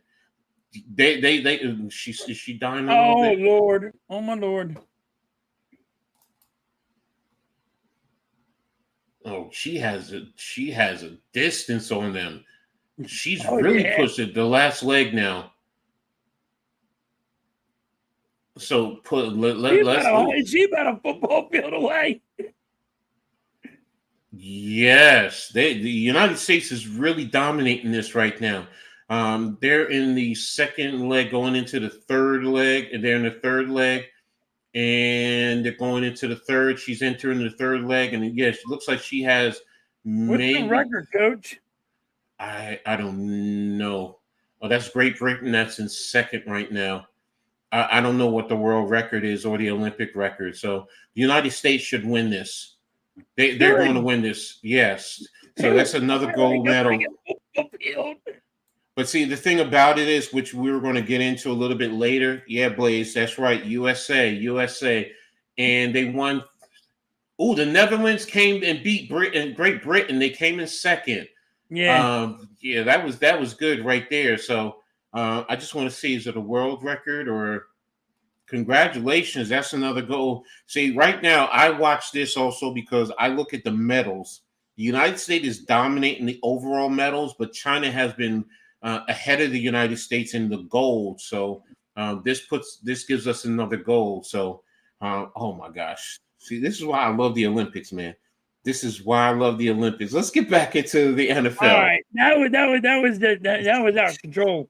Those girls, those girls were They fast. dominated. The men and the women's dominated the 4x400, especially after the men's lost the 4x100 yesterday with the baton exchange. So, but hey, there it goes. But next subject I'm going to talk about is the Jerry Jones comment with CD Lamb. Him saying that he doesn't have a sense of urgency in signing him right now. Was that a good move for Jerry Jones, or was that just Jerry Jones trying to be in the spotlight? Well, that's Jerry Jones being Jerry Jones because he wants to be in the spotlight. Mm-hmm. But this day and age, these players are not going to play that game. Mm-hmm. All right? Mm-hmm. Jerry did that with all his players. Mm-hmm. And hey, Jerry, you need to wake up, buddy. This is a new day and age. These guys are going to say, "Hey, we're not dealing with that. I'll sit out." Then what? Mm-hmm. You know what I mean? Mm-hmm. Mm-hmm. I think this was a bad move on Jerry, but he needs to learn. He does this with all his players. Mm-hmm. Mm-hmm. So, I mean, can you name one player he never done this to? I really don't know. I mean, it's crazy. I mean, first of all, you're doing this to your starting quarterback. He's done it to all of Famer. You've given your starting quarterback the power because he's right now. Dak Prescott just basically says, you know what, Jerry, that's what you want to do. Somebody's going to give me $60 million, and you know what? If I was Dak, I would say to Jerry, I want 62 from you. I'm not even settling for anything less. I want 62 from you just because you put me through all this. You're also putting your head coach on a short leash. You never want your head coach to go into his last year and not have the contract because then your players start to wonder, what's going on? Is this coaching staff going to be here? Am I going to have a job going forward? Yep. So it causes a lot of problems. I think it's going to, as the season go on, especially with CeeDee Lamb, if he continues to hold out, it's going to change their whole offense. Go ahead. And to touch base on that, when you said the head coach, does Dak really want to deal with another head coach? Like, if you're going to keep on going head coach, another head coach, a different head coach, and a different head coach, and you're saying, well, when's enough enough? Mm-hmm. Mm-hmm. I want to keep one for a while, but every time you guys want to change it. Mm-hmm. So no, I agree with you. It's crazy. I think it's bad. It's Jerry Jones always just putting himself out there. Yeah, I mean, there's some good things he does as a businessman. He's made that team such a marketable entity, but somewhere along the line, like you said, the players are going to be like, "Nah, I'm done. I'm done." CeeDee Lamb is going to be like, look, all right, I'm under contract. Whatever. I'll sit out the year, and then after the year, I'm going. Now can Dallas franchise tag him? Yeah, but then that means you're going to tie up XYZ amount of dollars in your salary cap, and but he don't have to sign that franchise tag. No, he doesn't. Either. He doesn't. But again, if he sits out this year and then you franchise him next year, then it's going to be like, are you going to sit out 2 years in a row? Then are you going to sign him? You're going to sign him to if you franchise tag him, he's still going to get his money that he wants. So he'll probably sign a franchise tag because you're going to give him $30 million. Yeah, that's true. That's true. You know what I mean? Like, yeah. So CeeDee Lamb sits out, he wins. No, I'm not saying he doesn't. It's just that you with Jerry, what you're doing, and then what does Micah Parsons say? Because Well, he has to Michael sit there. Parsons has 2 years, right? Yeah, but he's eligible to be extended. So When I is thought it it this was year I thought or it was or is next it next? year. I think it's next year. But what I'm saying is, he could sit there and now look, you have to basically choose in a sense. I mean, yeah, CeeDee Lamb can sit back and hold, but what I'm getting at is you're making them as Jerry Jones, you're making this organization, this storied franchise look like buffoons. I'm Yep. sorry. I mean, come on, man. Look, first and foremost, where everyone always says this is about the quarterback. Well, damn it, you should have signed your quarterback. You should have signed your quarterback. Now, if you're not sure or you just want to let him go, then what are you going to do as quarterback next year? I'm also a CeeDee Lamb. I'm paying attention to that as a Yep. wide receiver. I'm paying attention to that. Does that mean you're going to bring in a rookie quarterback? Or you're going to bring in some journeyman, Ryan Tannehill? I mean, you're better off. You might as well go with Dak. That's your best option.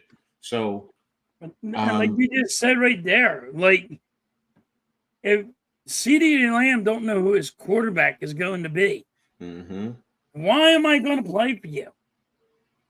mm-hmm, You're going to give Get me a that. guy. Could you try again? Damn it. Oh, you good. You good. But yeah, like why am I going to sit there and play for you if friggin' I don't know who my quarterback is going to be? Mm-hmm, It could be garbage. I don't want. mm-hmm, Listen, I'm here for my contract. I'm not mm-hmm, just wanting to play for a team just to play for a team. I want to know what is going to be around me mm-hmm, because I'm looking mm-hmm, for bigger and better things for me. mm-hmm. So And I think Jerry's Prescott. wrong on this. No, I agree. I totally think he's wrong.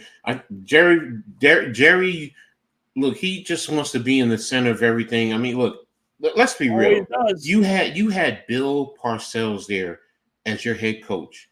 You talk about you want another championship. Well, damn it, you had the opportunity and you blew it. You let him go, and you keep pushing good coaches away. And then you bring in other coaches who were trash, as most people will say, and then Mike McCarthy, for everything you want to say, people want to say about him, he's winning 12 games a year for what, the last 3 years? Yes. How many teams in the league would want to win if Jerry Jones would he does a good job in getting some good players, but now if you just get out of the way, Jerry, just do your job, get him the players and let him coach them up and not stand over his shoulder. And after every game, you want to be the face talking. It should be your head coach. Every other team, it's your head coach that's the face of your franchise. The Dallas Cowboys, it's Jerry Jones. After the game, you're going to talk to Jerry Jones. You're not talking to your coach. So, and that to me just causes dysfunction. Cowboys have bad chemistry. Start from the top down. They'll never win anything. You won't win anything with Jerry Jones as the owner. You're now. not. I mean, Jerry Jones wants the whole credit. yes. You had it with Jimmy Johnson. When Jimmy Johnson was there, winning the champion, winning freaking Super Bowls. Jerry Jones was not in the spotlight. It was all about Jimmy Johnson. Exactly. Right? So now he's like, this is my team. I did this. You own the team. Shut up and just take the freaking trophy. Exactly. Ain't that enough, Jerry?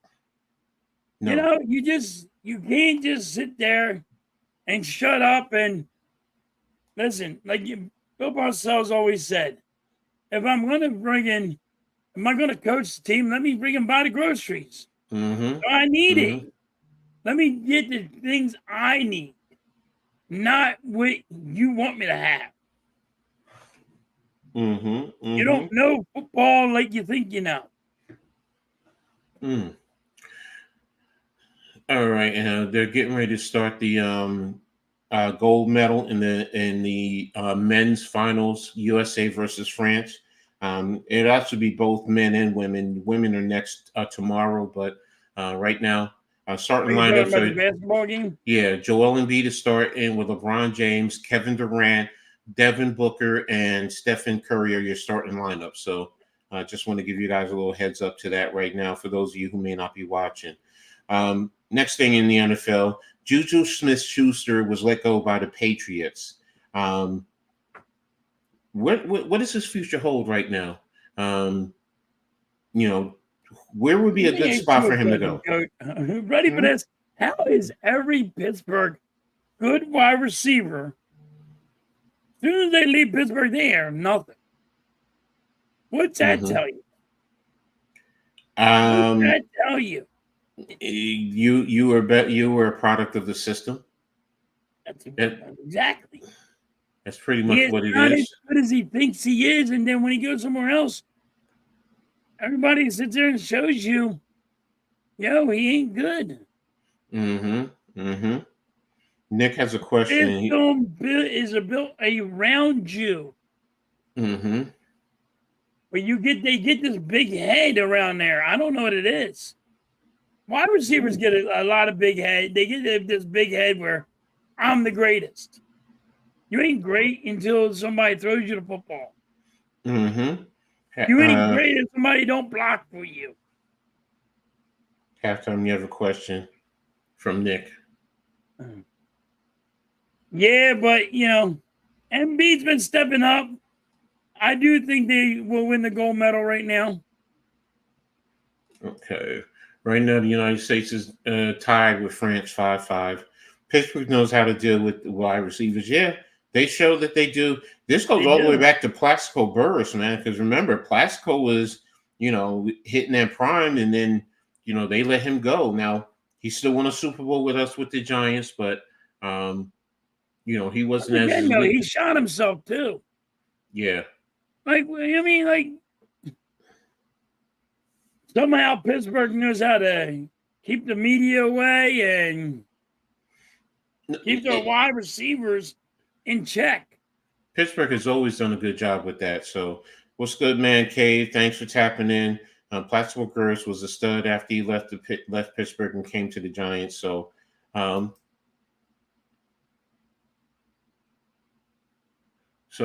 I'm sorry, just looking at the game right now. Oh man, my man stepping up into KD's face talking trash. So, Yeah, oh, that's KD's looking Frank at him Nil. when he That's wasn't Frank playing. Ntilikina. Frank Ntilikina. Oh my gosh, yo, coach, how about halftime? 895. Almost at almost at 900. Yeah, come on, yo. Everyone, make sure if you haven't already subscribed to this man, let's get him to 900. Man, we're 6 away. Let's get in that. Let's I get had a into. good dream with the Eagles game last night, Coach. I will say that Okay. one of my good ones. Okay. You know what? And speaking on that, make sure everybody hits the like button. Everybody, let's get Coach up there. Yeah, we appreciate everybody being in here and lighting it up for us.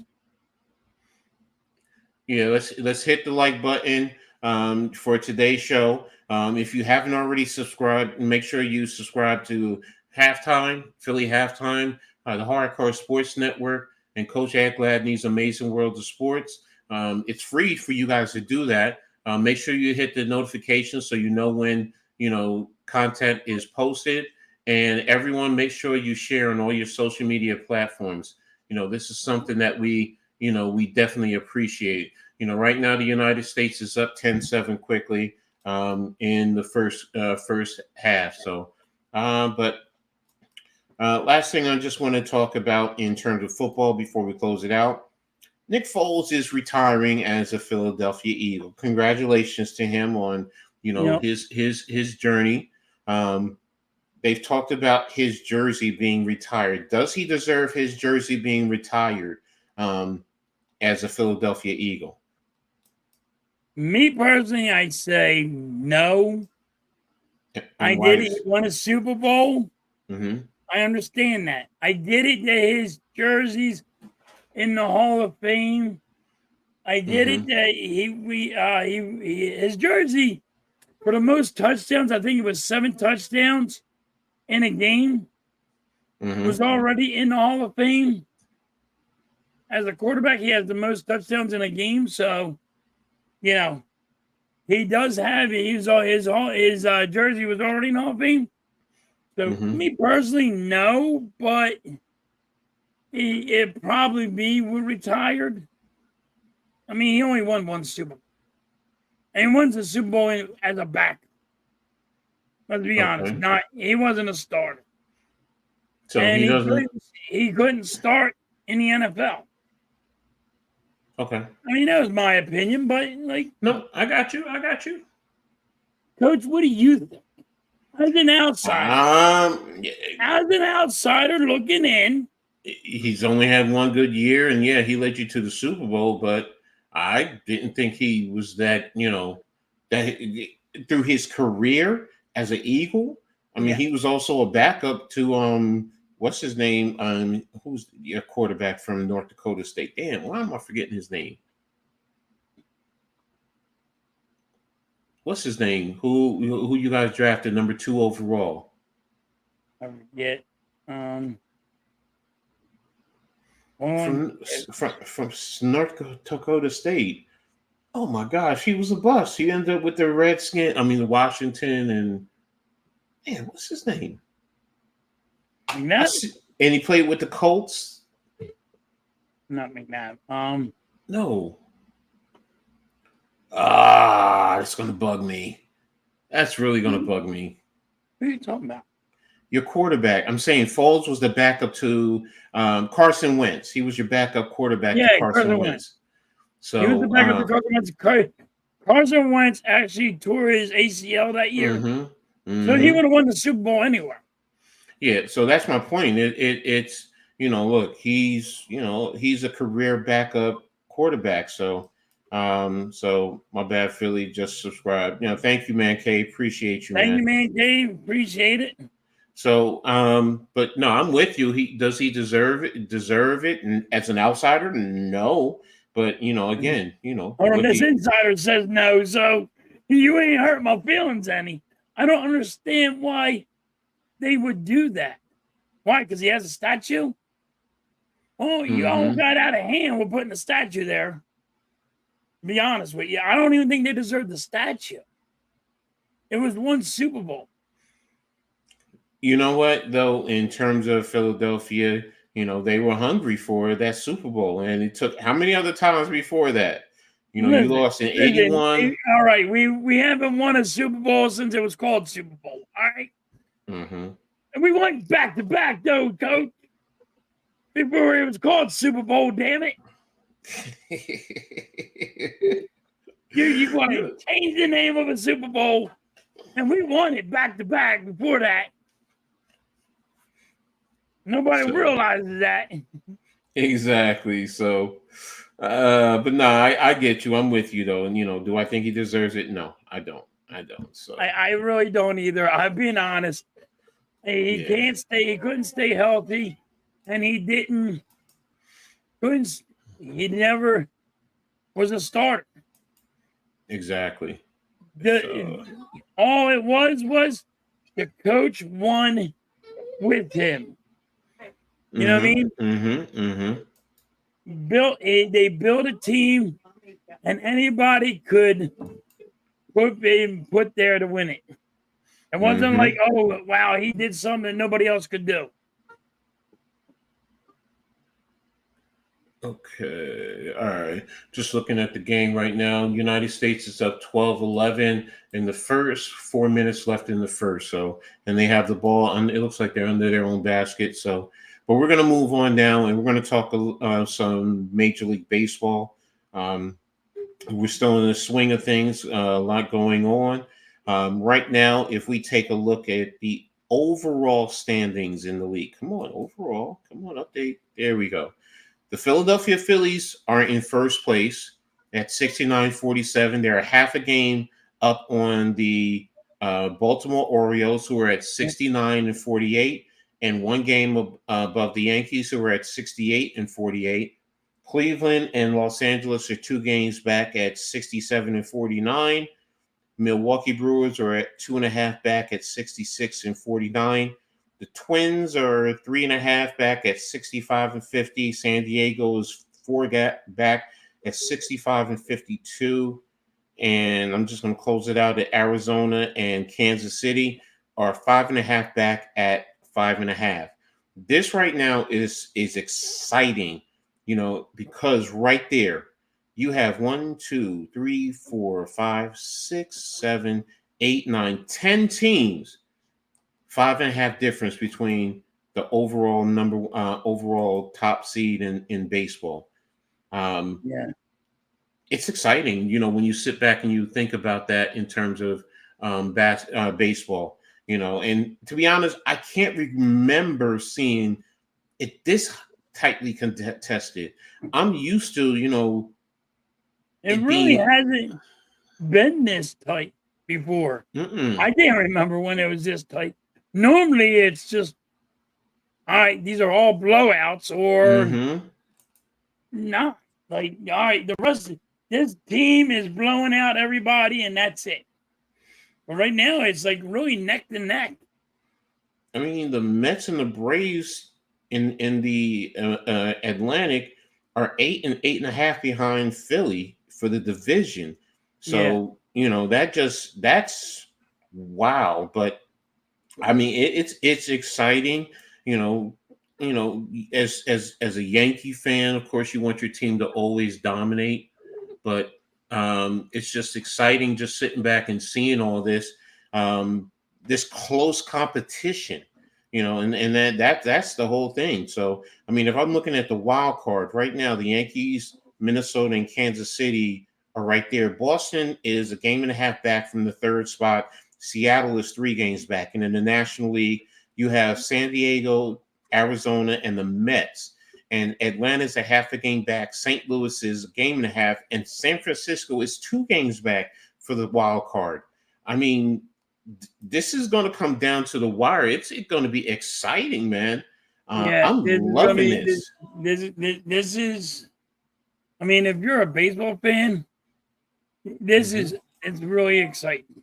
Exactly. Now, of course, as a Yankee fan, I want my team to be in first place, but they're half a game out of the division and the number 1 seed in the American League.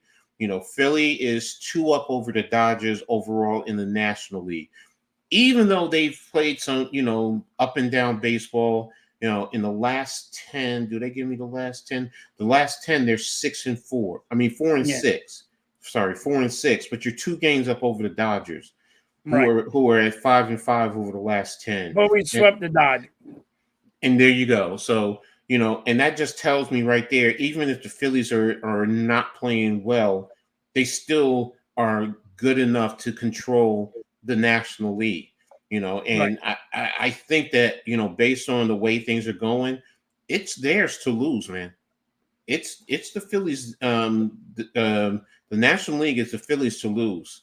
If they can get fixed, like, you can talk about what it is that they need to do to improve themselves, to either distance themselves or keep control of the National League. Well, to be honest with you, Coach, I haven't remembered when the Phillies were, of all baseball, the number 1 team. Not by half a game, not by 4 games or whatever. The whole year.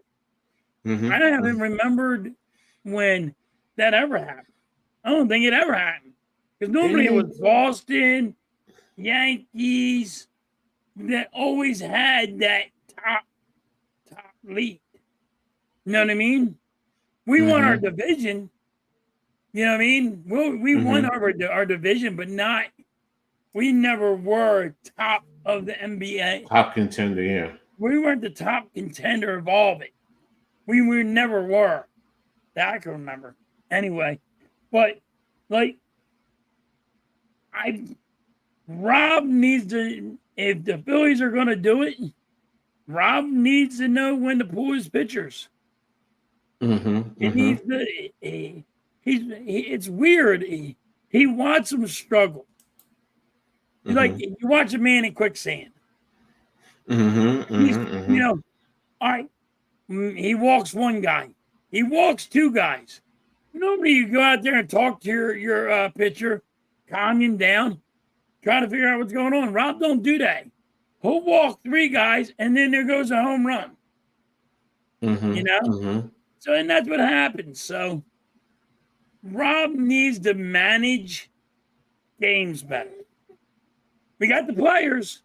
He has to become the manager and actually manage games better. That's how we got to win. Well, I'm looking at it right now. How many games we have left to play out to close out the season? Because you're at 70. 40, right? It looks like it's about another 40 games because you're roughly about 170, 30. You're about 40 games left in the season. So, yeah. You guys are doing a great job. So, and like you said, if you can manage your pitching better, that's going to open it back up for you guys. Now you can't sleep on the Dodgers. We all know that. Especially I want to see them fall so bad, Coach. I want them to lose the rest of the 40 games. I don't want them I don't like the Dodgers. They spend all that money. I want to watch them crumble. But I get it. I mean, you'll laugh at it, you know what I mean?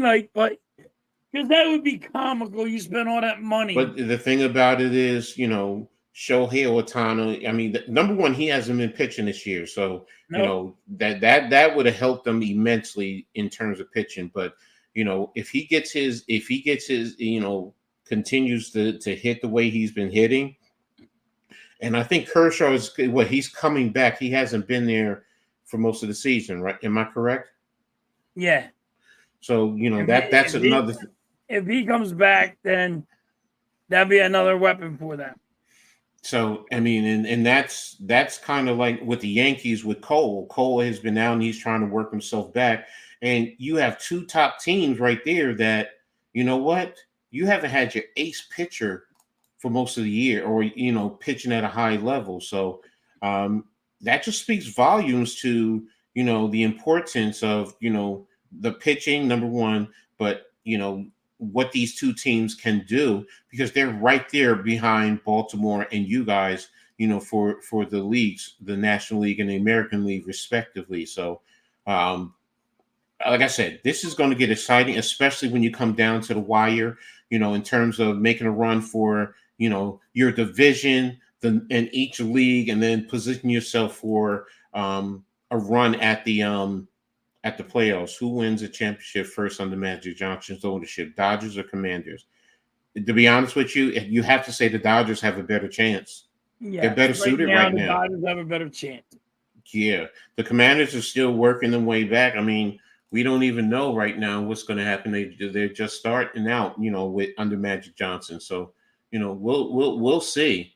So, but I don't know. They get Ayuk from 49ers, and get that number. They get a good wide receiver. You never know what Washington can be. Yeah, true. That's true. Like right now, the Dodgers are more likely going to win a championship for Washington. I agree with you. I think it's going to be the Dodgers too. So, what about the Mets? And their hold on the wild card over the Braves. The Braves are a half a game back. Do you think the Mets can hold on to that third spot to get into the wild card?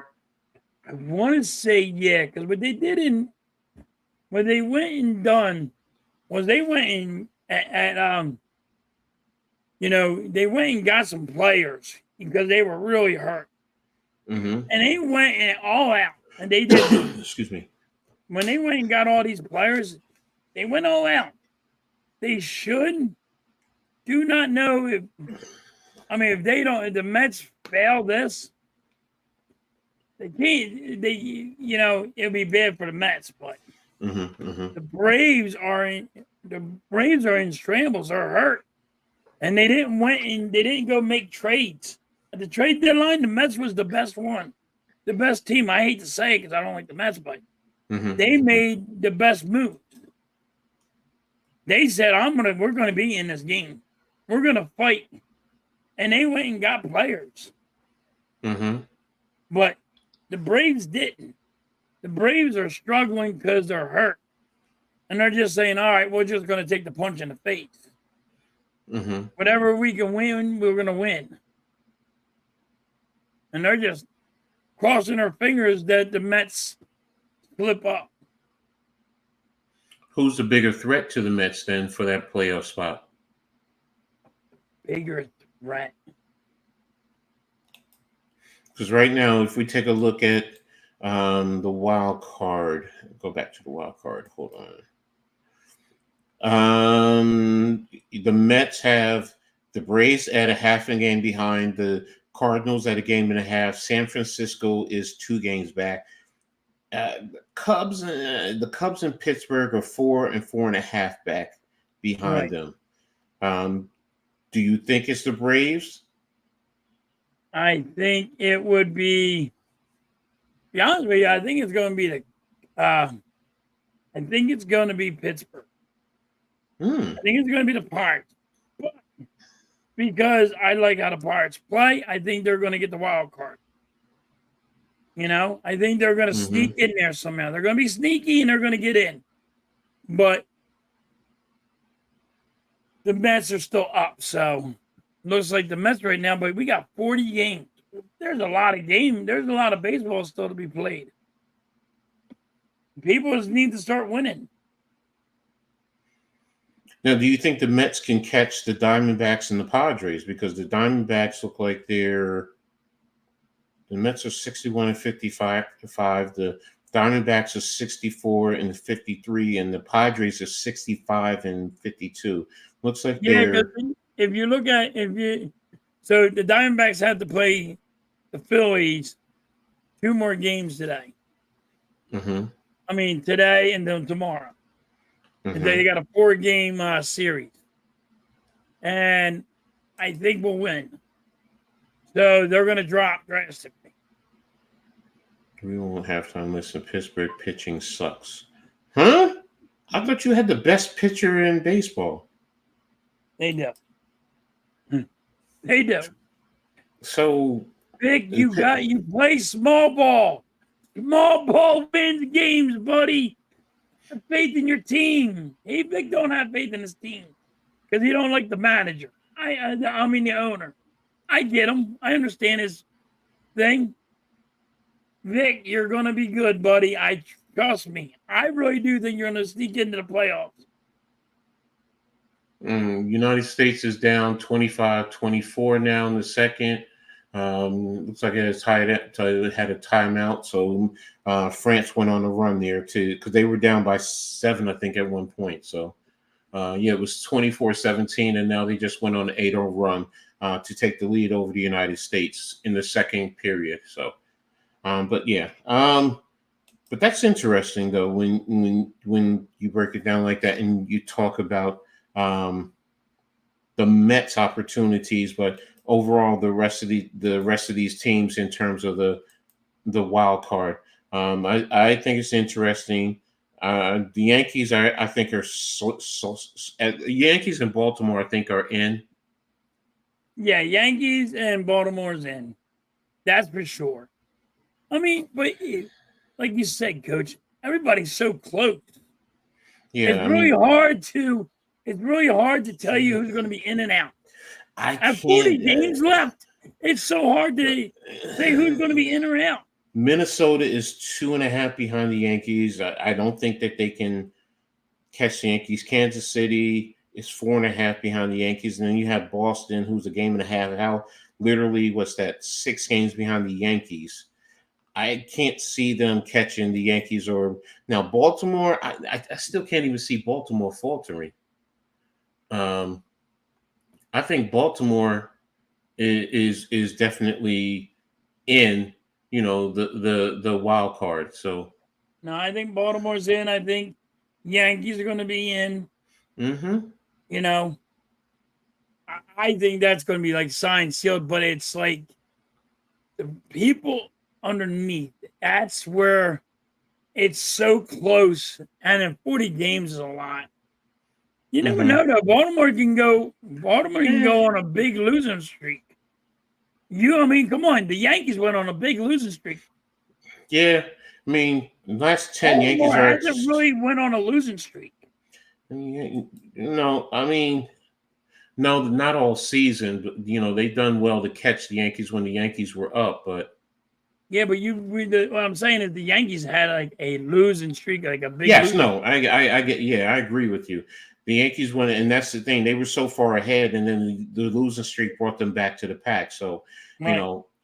you can get Garrett Cole into the swing of things. And look, when you have Judge and Soto at the top of as your top two hitters, Stanton is up and down. And then with what's his name who just came over, Jazz, whatever I think that's his name. Jazz. Chisholm? Yeah. That dude is a great hitter, dude. I'm like, he'll light it up.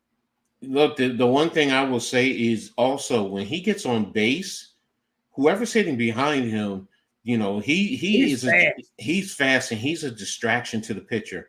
So, and the pitcher can only do but so much, and that allows whoever's behind him an opportunity, to at least push him over to third base. If not, to at least he can fly from deep and then score. So Curry for 3. Bang, bang, bang, bang. There it goes. United States is up 5 again. So, but yeah, still this is a good game. So, but that's why I don't look down the Yankees. The pitching, though, to me has been the biggest issue with the with the Yankees. They don't get the consistent pitching that they should. If you get consistent pitching, I think it goes a long way for them. Because you definitely need the pitching, especially when you get to the playoffs. You definitely need the pitching, and that's where you can hit all the home runs, do everything you want, but you need to be able to manage and win a close game. Especially when you have those pitchers, and I think I don't know about the bullpen. I have to talk to NYG about that, and Alex. They would be better suited to tell me more about that. But again, like I said earlier, overall, this is going to be an exciting close to the playoffs, and the playoff run, So I'm definitely looking forward to it. Look, I'm just excited with the way sports is going right now. So definitely.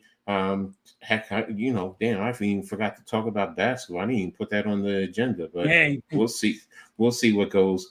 But what's your thoughts about the White Sox with that 21 game losing streak, and then ultimately firing your manager after you win? It's kind of funny how they blame it all on the manager when everything went down. They went into that losing thing. But like I said, a manager also has to win you games. Somehow, some way, you have to manage a game. Stop letting all the players run the show.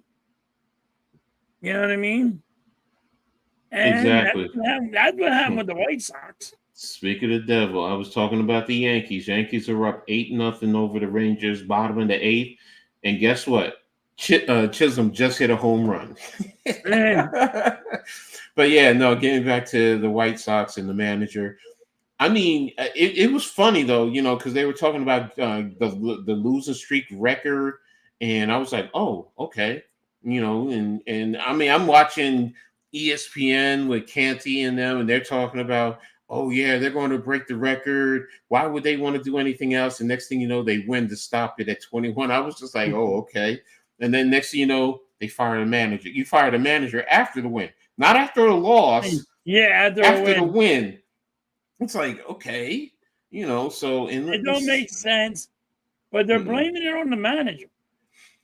Look, I'm going to say this. I looked at the overall record. I mean, the games behind. They're 41 and a half behind Baltimore. Yeah. 41 and a half.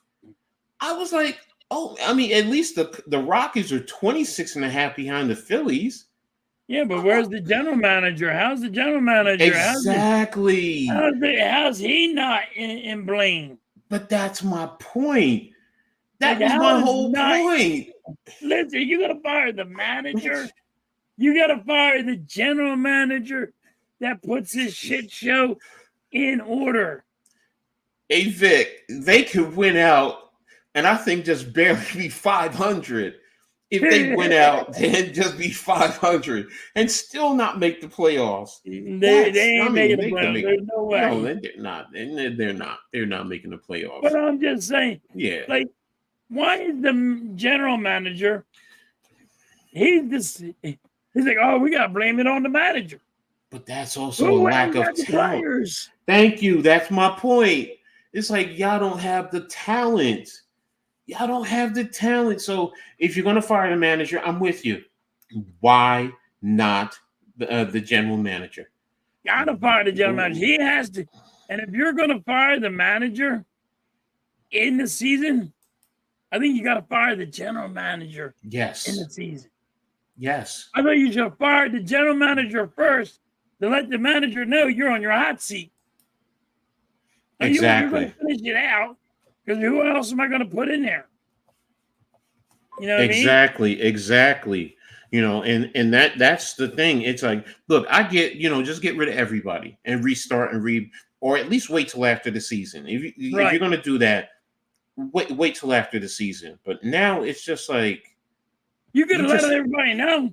Oh, I'm cleaning house. Exactly. Exactly. General manager, freaking coaches, everybody is gone. You can let that publicly known. Exactly. That's my whole thing. It's like, look, if you're gonna do it right. It just, when I see things like that, I'm like, man, what are you doing? It just didn't make sense to me. It's just like, it don't make no sense. I mean, if you wanted to fire the general manager, I got it. I get you. Mm-hmm. But exactly. The problem is you firing the manager is you're just trying, there's an scapegoat there. Exactly. You didn't put the players around the man for him to be able to do what he can do.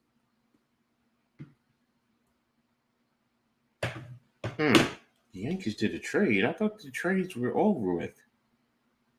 Who did a trade? It said the Yankees and the Blue Jays did a trade. When? Trades is over. That's what I thought. It just came to me. I just got the notification.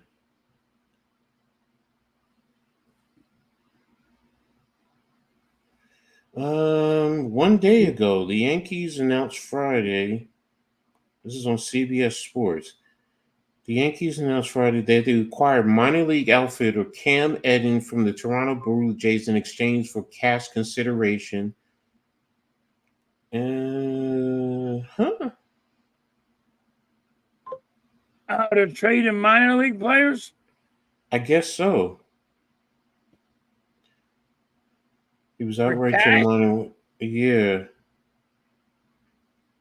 Oh, yeah, he's a minor league. He's viewed as when they expand the roster. So he's hitting, his slash line is 198, 299, and 322 in 91 AAA games. So he's a minor league player. They can't make trades to the roster. AAA, they're allowed to make trades. Got you. That's what threw me. They're allowed to make trades for cash and all that. Yeah. Got you. No, all right, that makes sense. Okay, that's fine. Okay, I got it. When you said it, I was like, wait a minute. Yeah, it threw me because it just came to my phone. I'm like, Yankees made a trade with the Blue Jays. All right, whatever. So, all right. Ooh, you know what? I haven't changed the banner in a while. Well, what kind of trade was it? But if you're going AAA, yeah, you're allowed to make trades in AAA. All right. So, all right, that's it for baseball. You have anything else in baseball you want to talk about? Nah. Hopefully the Phillies win. Now we're going to talk about classic TV show reboots. And, right now there's always the trend of ooh, what a shot by Curry over Wemby. There's always the talk, or there's always classic reboots. I mean, what's your thought on making reboots of some TV shows from yesteryear? Do you like it? Do you think it's like you should leave the old shows alone? I've been thinking about that. I'm like, I don't know. Mm-hmm. Because maybe they're funnier. Maybe they can make it funnier. Maybe they can make it a little bit better. I don't know. Like, who knows? I mean, I haven't seen anything better. Well, I just pulled up something. TV shows, but here's something I'm going to share with everyone real quick. Screen these classic TV. Let me know when you get it. There you go. All right, it's saying, this article says these classic television shows deserve a reboot, and right there's the first one that I'm looking at, Family Matters, and I'm just like, Family Matters. You're gonna make they're gonna go. No, they're saying they deserve it. They deserve a reboot. Do you agree? They want to make the same people come in? Let's see, reboots. It doesn't old school fan. It just says you're just gonna put different actors in there. Yeah, it just says that these deserve a reboot. So you're probably going to bring some of the old ones in. Yeah, you're probably going to be Steve Urkel. Like, come on. You have to bring Steve Urkel back. Him and Laura got married. He's the show. Yeah, he and Laura got married. So it's like, okay, yeah, bring them back. Let's see what happened, with their, I mean, I couldn't do it. Could you do it, Coach? Wouldn't you think if you messed up? There's certain ones that, I'm like, See, one of my favorite shows is A Different World. And there are days where I'm like, yeah, I wish they would bring it back. But then I'm like, nah, just leave it the way it is. Because didn't Different Worlds go to college too? Yeah, it was about college. It was a spinoff of the Cosby Show. And then, that's where it is. That's where Whitley and Dwayne came together, got married in the end. And yeah, that's why it's like, when they first stopped it, I wanted it to come back. But now you're talking about since 1992. So it's like, I don't know if I want, that's 32 years. I'm like, I don't know. So I don't know. I don't know this show. I'm not going to lie. Freaks and Geeks. I don't know if that. So. Yeah. See, now this one, I was just like, when I saw this, I was like, hell no.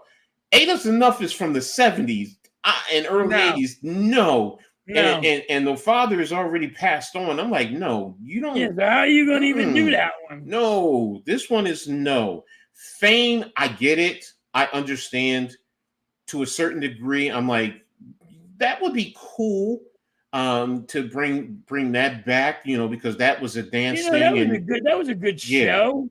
Back in the day, I wouldn't bring it back. Though. No? Okay. I get it. I bring it back, though. Don't get me wrong. Watched it when I was a kid. It was all right. It was something to watch. To watch, though. Family Affair, I remember from when I was a kid. This generation will not understand this, so no. Leave that alone. No, stay away from that. That's from the 60s and the 70s, even though I love nobody they will be like, oh my God, you're not allowed to watch this stuff. Yeah, it was a little bit. It would hurt people's feelings, Coach. Family Matters. It's like, I get it, and it might make. I've never heard of Firefly. I'm not gonna lie. I've never heard of Firefly. Girlfriends, I'm sorry. Yes, you could bring it back. Bring them ladies back. Yes, Tracy Ellis Ross. What is Girlfriend? You never saw it? No. Yeah, it's about these four black women who are girlfriends, and you just talk about their lives, going on dating, so on and so forth. There was a guy who was involved, and he worked with Tracy Ellis. He was like her best friend. So, but yeah, it was a good show. If you brought that back, I would be sure to watch it. I don't have an issue with that. I remember The Greatest American Hero. That used Believe to it be or funny. not. That was funny. Yeah, that was funny, and it was just like, It but was then again, funny. it That was dude was just. It was a stupid stupid. comedy. Couldn't Yeah. fly right. Couldn't do shit right. No, he couldn't. So, but it was from the 80s. So I'm just like, yo, some of these, I'm like, yo, y'all was going way back.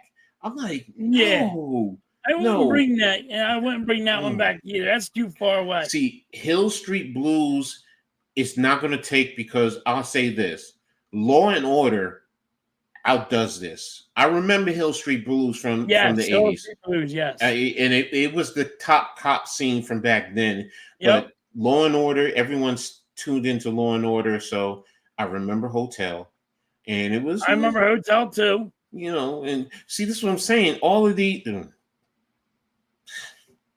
this, yes, I'm sorry. I remember Hotel. Let me go back to Hotel. I remember it's a good storyline, so it probably would grasp some people, but I don't know if it would be. It wouldn't offend a lot of people. They would No. probably watch it. Yeah, I think you would get it, hands down, especially because there's A so lot of many. people would watch the Incredible Hulk again. Yes, and and now it depends on who you get to be the Incredible Hulk, Right. but I mean, back in the day, if you watched that show, you were like, "Oh my lord!" This was the funniest show. Love American Star. I remember that. I was just like, Yeah.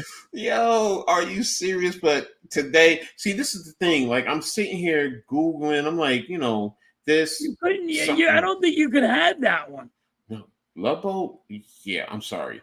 Love Boat could come back. Love Boat could come back. Yes, because they have what you calm down how they were though, because they could hurt your feelings. But see, nowadays, and plus with all the different people and the storylines, I think it would bring it up to date. But yeah, I think people could relate to that. If they brought Love Boat back, I would watch it. Remote control. Remote control continues. Yes, I'd watch it. I'm trying to remember that. On MTV. Oh, it's an MTV car. Oh, yeah, I know what you're talking about. Yeah, okay. Yes. It was the first game show. Sorry. On MTV. Held in his basement from the 80s, passed away into it, but he would see with replay. Yeah, okay. I think I remember it now. That's the one with the popcorn and yeah. chair went. You went to hell. Yeah. Rockford Files, no. No. The White Shadow, as much as I love it, I don't think it would take now, even though it's talking about a white coach coaching in the urban area with black kids and helping them. So, but I don't know. So I don't think people will watch that one. So, but those were. I mean, I was Googling trying to find others. But let me see. Let me get caught up in the halftime. Greg is good in the one. building. What's up? Good one, Greg. That's a good one. That's a good one. Dukes of Hazzards. I would do. You could. I wouldn't. I don't know about remaking the Dukes of Hazzard. But they've done it already. He's done. He died. No, they did a remake a few years ago. There was an update. I think it was in the early 2000s or mid to early 2000s. If I'm not, hold on. Let me double check that. Dukes of Hazzards. I believe they did. Knight Rider and A-Team. A-Team, I think you could get off. I think Knight Rider you can get off too. I think Knight Rider, A-Team. Yeah, a Knight Rider you would, because it's a talking car, and people would grasp that. Dukes of Hazzards, 1985. I remember that, but is there anything else? Remake. When was the last remake? Yeah, there was a 2000. Oh, it was a movie. 2005. They did a movie. Oh. Yeah. See, I thought it was. Yeah, I remember that one. Yeah. I thought when they did that, I thought it could have been a series. I'm like, you could bring this back. Yes. Because remember when they Exactly. did where they could bring back people? They were trying to make movies to bring back. They made a movie about the A-Team. Yeah. And they made a movie about Knight Rider. And I'm like, that could really work. They did a Knight Rider movie? Yeah, they did a Knight Rider movie too, a series. Oh, okay. I think it was called Kit 2000 or something. Let me see. Hold on a second. You said It was Kit called 2000? the Knight Rider 2000 or Kit 2000 or something. Kit. Let me look. I'm looking it up. Can't remember. It was maybe 2001. Oh.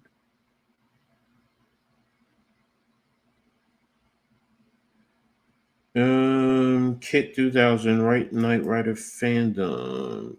It's a fictional computer. Yeah. Yeah, it looks like they did something in 2000. Yes, you're right. And yeah, And it is. It was going pretty good. Yeah, But you're right. They stopped it. But see, that's the point. I think that they should. First of all, yeah, we're five more subs. Yeah, so to 900. So we're going to get them there. Let's see if we can get them there by next week. That's the goal. That's the goal. But yeah, Halftime hates remakes. I do. I You can't do. stand remakes. I really can't. Oh, okay. It just, like I said, it depends on the show. Miami Vice. I mean, like, Mhm. they really did make a Miami Vice movie. Yeah, I remember that. But like, even what's the movie with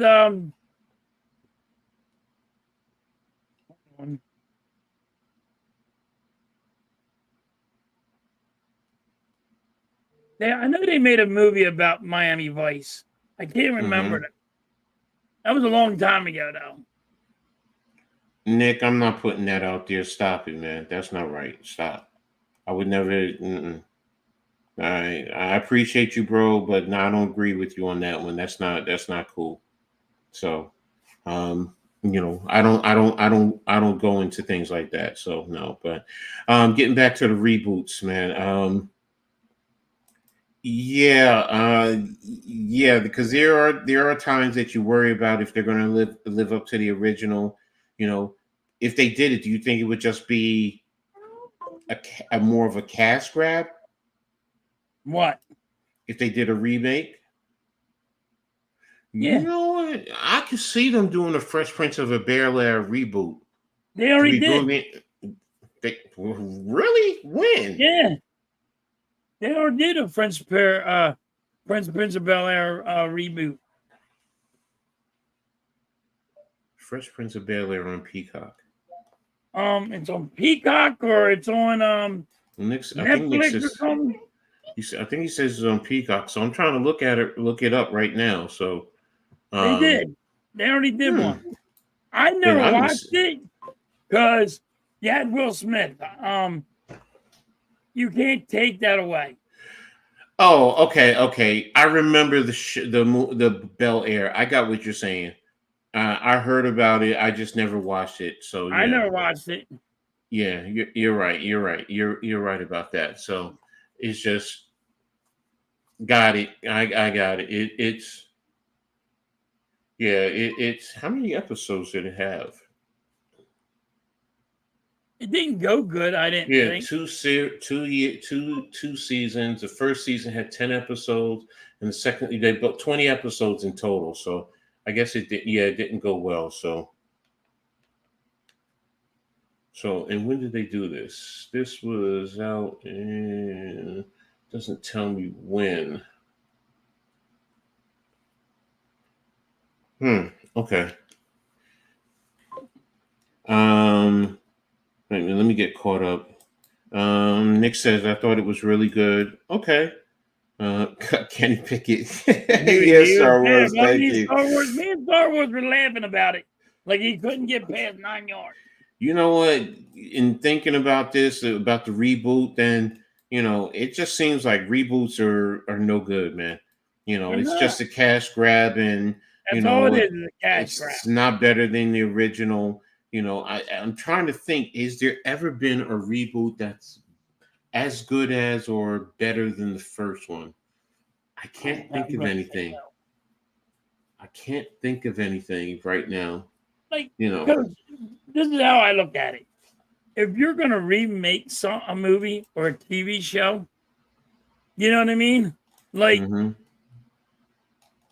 has it gone that bad where you can't remake a movie, where you can't come up with a movie or a TV show that you had to go back in the day?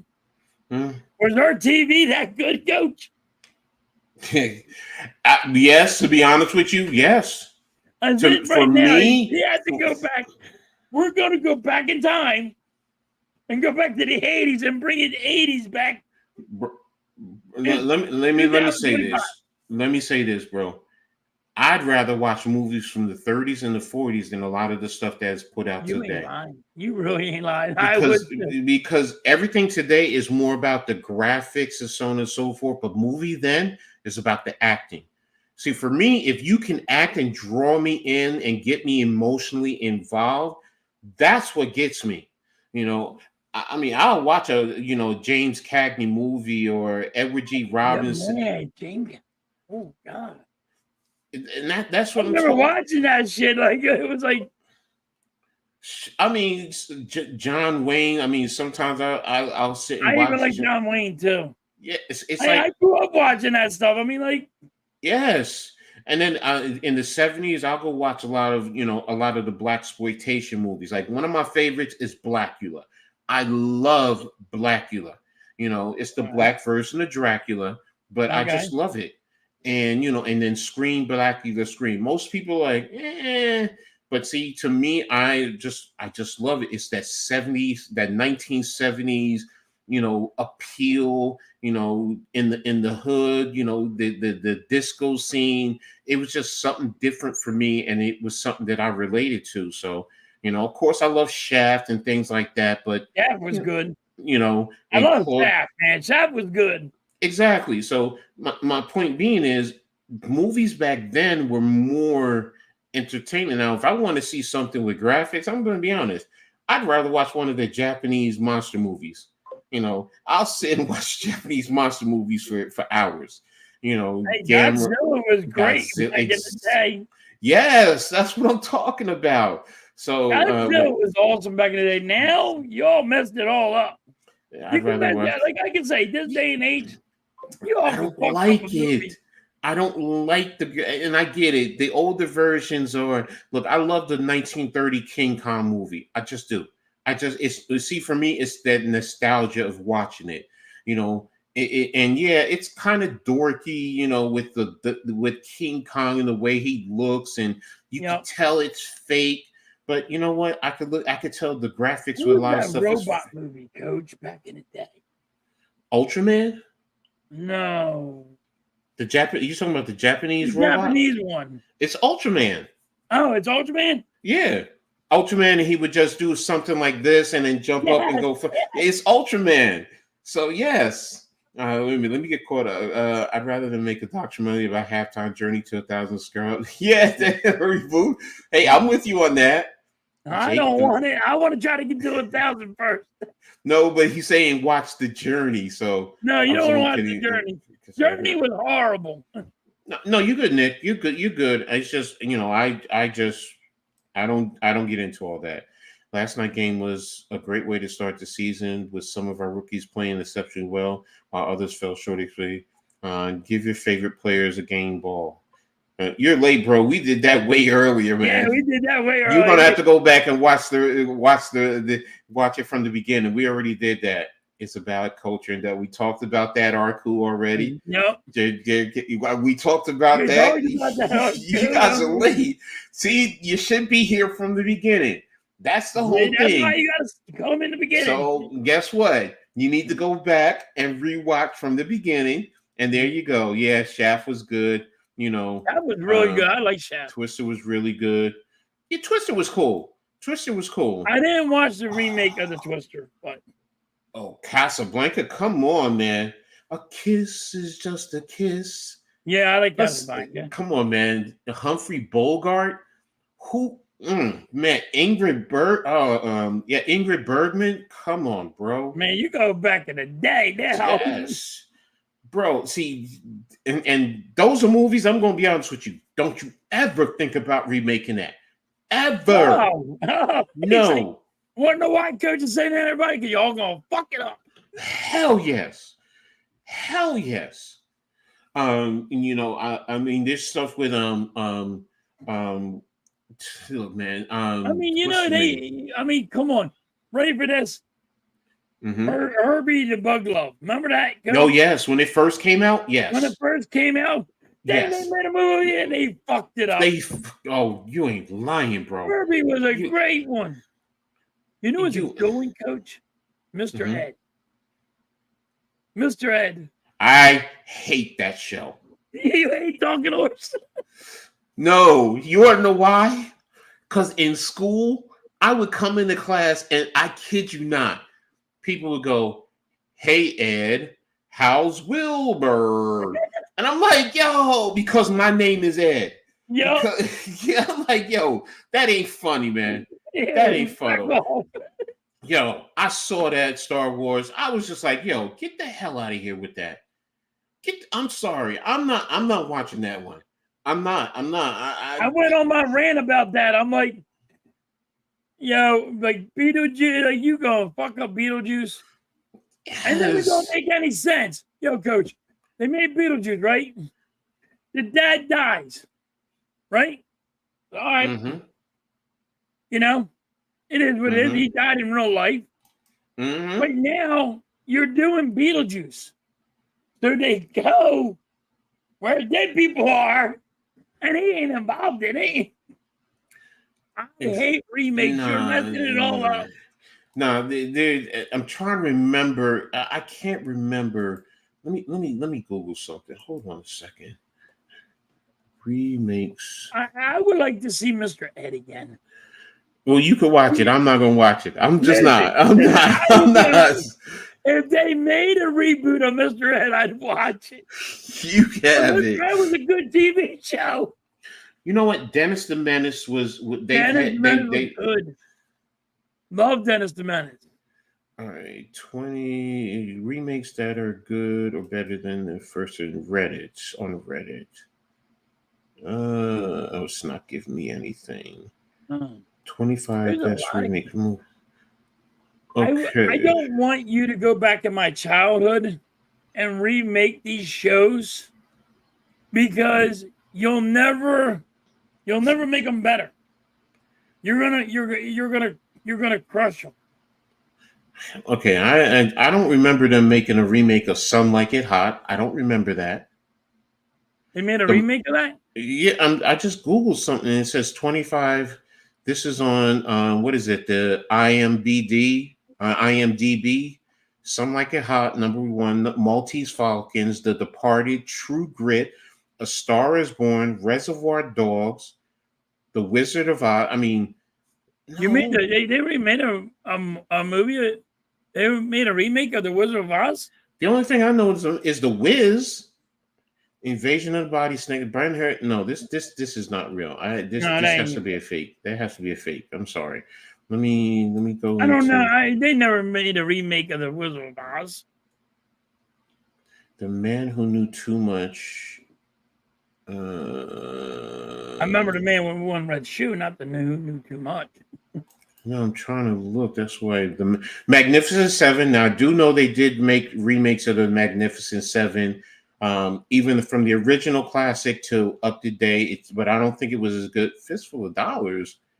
Yo, bro, where are they getting these? Are not remakes. They're not. No. They got a Fistful of Dollars remake?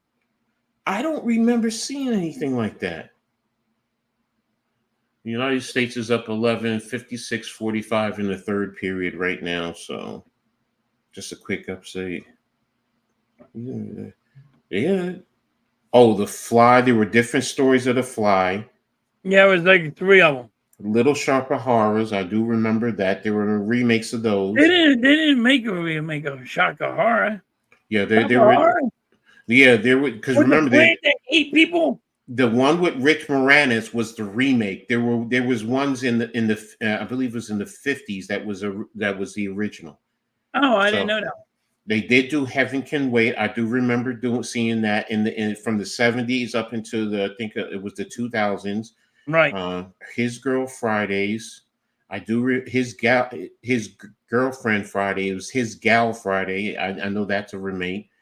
Last of the Mohicans. They've always done the last one. Yeah, so there are some remakes that are done. And I'm getting this from Reddit. So usually Reddit I trust because they're people are people put on some good ones in there. Fright Night. Yes, you're right. They did do Fright Night in 2011, but I don't think that was better than the original one. Dracula. There's so many different versions of Dracula. There's so many different versions of Dracula. It was. Yeah, the thing was good. It was a good remake. It was a horror movie. Invasion of the Body Snatch. Yeah, I know because the original was I think the original was in 1958 if I'm not mistaken, and then they did the remake in 76, and then I think they did another one later. They should make a remake of. I don't think they can mess it up. What one was that? Tales from the Crypt. Yeah. Well, they did. They mess it up. Yeah, they did. They did Tales from the Hood and Tales from the Hood. Yeah, I watched that with the Leprechaun. Yeah. So. Dude, I was asshole. That was so funny. That guy was an asshole. Yeah, exactly. Dawn of the Dead. There have been so many different versions of that from the 50s. Yeah, so yeah, I mean there are some good ones. And that's what I was just trying to see. Are there any good ones? But most of them, nah, I think you got to stay away from. Let me see. This one was Collider.com. I don't know if I should trust this site. Oh gosh, they did. Cheaper by the Dozen. That's right. They did do that with what's his name? Steve Martin and Bonnie Hunt. They did do the remake, Cheaper by the Dozen. Because remember the original one was with Lucille Ball and right. And what's his name? I forgot his name as the actor. That was a long time. That was in the freaky. No, that one was 50. I Am Legend is a remake? Then I Am Legend is not a remake. Oh, it's a 1954 novel. Oh, the novel. And which were two adaptations. Will Smith and The Last Man on Earth in 1964, Vincent Price. And then The Omega Man in 1971. Those were, yes, it is. I Am Legend is a remake of those. Yes, it is. Oh, yes, really? it is. Yes. The Mummy, that's right. The Mummy was a remake. West Side Story, there's one in 2021. Made by Steven Spielberg, who was the director. So this one, War of the Worlds. Yep, that's right. The War of the Worlds, and the original one was in 1950. Was it 55? Oh yeah. So It Chapter 1 and Chapter 2. Oh yeah, It. Yeah. Okay. It was that's a remake. I never watched the remake of It, and I refuse because you're not going to fuck up that classic of a movie. They did do a Star is Born remake in 2018. A what? 2018, a remake of Star is Born. Little Women in 2019. Okay. They did Little Woman? Yup. There's a remake here. I'll share it with you guys. Hold on, so you guys can see exactly what I'm looking at. Hold on. Let me get caught up. In the chat you got quick. A good one. Halftime. Did you see that they're making a movie about the making of Saturday Night Live? Listen. I do not watch Saturday Night Live after, the classic. Yeah. No, I'm not touching that.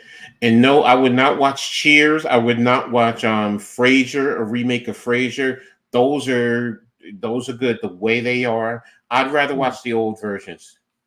Listen, Cheers. I watch Cheers almost every night. So, like, you know, the old Cheers I watch every night. Do not mess up Cheers for me. Do not watch. Don't. Frasier was good. You want to, you know what I mean? Don't touch that one either. No, exactly. But here you go. Little Women. Like I said before, here's the remake of A Star Is Born. Oh, that's right. All right. And yeah, here's it, and they said there were two of them, two remakes. Oh, I already went over these. I'm sorry, I'm going the wrong way. Duh. His Gal Friday. It says the adaptive.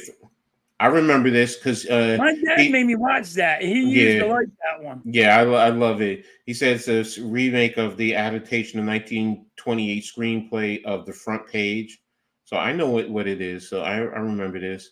Casino Royale in 2006. It's James Bond. James Bond. Yeah. How can we forget James Bond? How many classic James Bond movies are there? There's a lot. I mean, you want to remake a movie? You can remake James Bond? That can't never go old, I don't think. I don't know this one. I'm sorry, guys. I don't know that. I don't know that one. Yeah, so you know, it's a good one, Mad Max. Yeah. Don't the Thunderdome. Yeah. The 19. And do not touch Scarface, damn it. No, but they're saying it's not. This is a remake. They said, believe it or not, this 1983 movie isn't the first iteration. The 1932 version took place in the 1920, starring. Oh, it's right, Paul Mooney. I forgot about that. Yes. I haven't seen that one. Oh, I forgot about that. Of course, The Wizard of Oz. We all know that. But what is it a remake of? I don't know. But that's the. Oh yeah, The Thing. The Thing and the creature from because the 19 because this was a 50 the 1951 The Thing from Another World and this one. Oops, sorry guys, this one is the remake. Yep. Okay. All right. Okay. I didn't know that was the remake. Yeah, because the original one is you could tell and it's pretty much the same thing. The Star Is Born remake with Bradley Cooper and Lady Gaga. All right. No. Don't watch that. No, I wouldn't either. So, but okay, there are some good ones. Okay, I give it to that. But most of them, I'm going to tell you right now, I'm not. Like I said, leave whatchamacallit alone. So, what time is your baseball game that you got to do tonight? 8:10. Okay, so we're good. We got time. All right. So, but if you guys have any other classics that you want to talk about, throw it in the chat. We'll definitely, if we have time, we'll come back to it. So now we're going to go on to the Olympics. We're giving you the update in reference to the Olympics. One of the things I wanted to touch on, real quick is, I've been keeping an eye on in terms of the Summer Olympics is the overall standing in terms of medals. So the United States has been dominating for the most part in all the medals. The United States has 121 total. We have 37 gold, 42 silver, and 42 bronze. But China has 38 gold, 27 silvers, and 24 bronze. They're second with 89. So far and away, the United States is dominating. Great Britain and France are battling each other. Great Britain has 63 total medals. France has 61. But in terms of golds, it's far and away China and the United States. Let me see. Australia and Japan are after United States and China with 18. France has 16. Great Britain has 14 gold medals. So right now, if you're only focused on gold medals, we're coming down to the wire. Right now, the United States is leading France in the gold medal games for the basketball. So if we win this, we'll be tied with China. Then, of course, you have the women's game tomorrow. But, of course, there's probably going to be others. I think there's a water polo that the men are in also. So Um, and France Wemby just did a tip in. It's now 63-53 for the United States in the third period. Steph turned it right over to Gobert. But they missed it. And LeBron with a breakaway dunk. Okay, so the United States is up by 12 points right now. But that's something that in watching the overall, I'm just like, wow. United States has done phenomenally this year. Men's 4x1 gold. The men lost the 4x1 gold yesterday. We won the 4x4 today, Randy.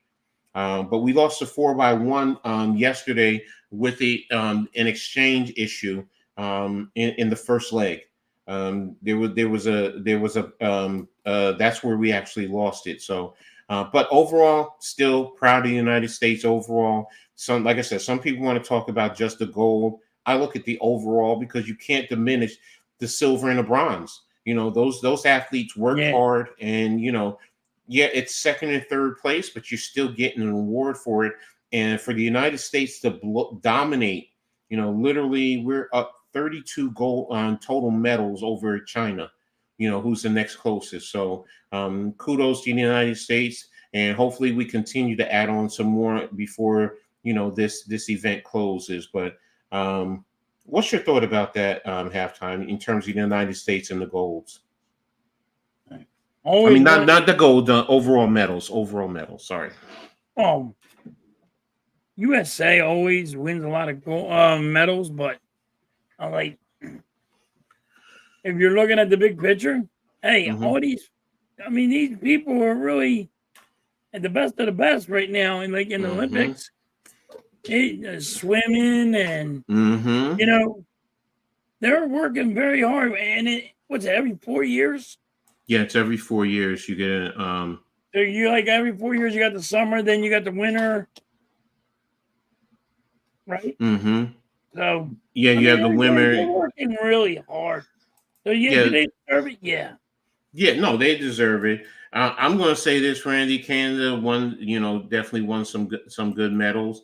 I was just, we're going to talk about that in 1 minute. We're about to talk about that in 1 minute. Hold on. I'm just going to say I was disappointed in Canada for losing in the men's basketball. I was expecting them to at least get into a medal.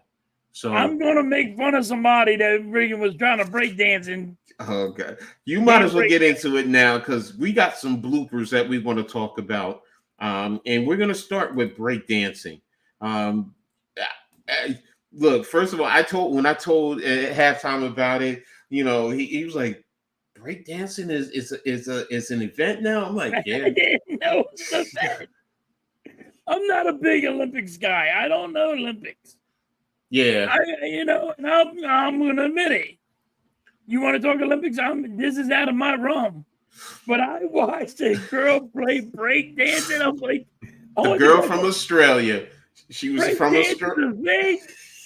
Shoot, we all did that when we were kids. Yo, I saw it. When I first saw it, I was like, oh, is this a joke or something? And then somebody was like, and I'm reading, I'm like, oh, no, this is legitimate. She's really in there fighting. And Canada just hit a 3, and they're down now 6. 65-59 in the third period still. So Canada's still fighting. LeBron with a deep 3, and he just hit it. So now the United States is back up by 9. So, but yeah, that breakdancing was hilarious when I saw it. So it was Canada. What was she doing? The girl I don't know. I don't know. Breakdancing. I don't even know what it was. I was like, yo, what is? At first, when I saw it, I swear I thought it was a joke. And then it was just like, and then it went up to the other, and I was like, yo, this dude is all right. But this person was like, what the hell? How did you get there? How did you get there? I'm like, yo, I could do better breakdancing than that. So it was just like, it was so hilarious. So it was hilarious. The girl didn't know how to break dance. No. And the funny thing is too, I actually saw a battle dance was it late last night or early this morning, and they were good. And then one of the captions, because it was on TikTok, they're like, they needed to send these people over to instead of that Australia person. So I was just like falling out because they were good. So they were good. They were good. I was watching them. Better. I didn't know breakdancing was a thing. Yo, Randy. Come on. Yo, Randy, that's a good one. I can fall out of my chair and break dance better. Yeah, that's true. So, yeah. But yeah, it's a new thing. Now, this is my thing. This is what I thought of. I'm like, is he trying to do the worm? Bro, it's not even that. When they turned to the side and they were going like this, I was just like, I was like, what the hell was that? That's not any break dancing. I was like, yo, get out of here with that. I mean, shoot, you got breakdance. People break dance. If the Olympics had breakdancing back in the day, Coach. Yes. Shoot. I will tell you now, I've seen people. Listen, back in the day, I watched people break dance. We help them out. Bring cardboard out. They do it right in the street. I mean, they be spinning on their head and all this, and they do some crazy shit back in the day. Exactly. Now, I don't know what this was. Exactly. That's why I was just like, and the attempt at this.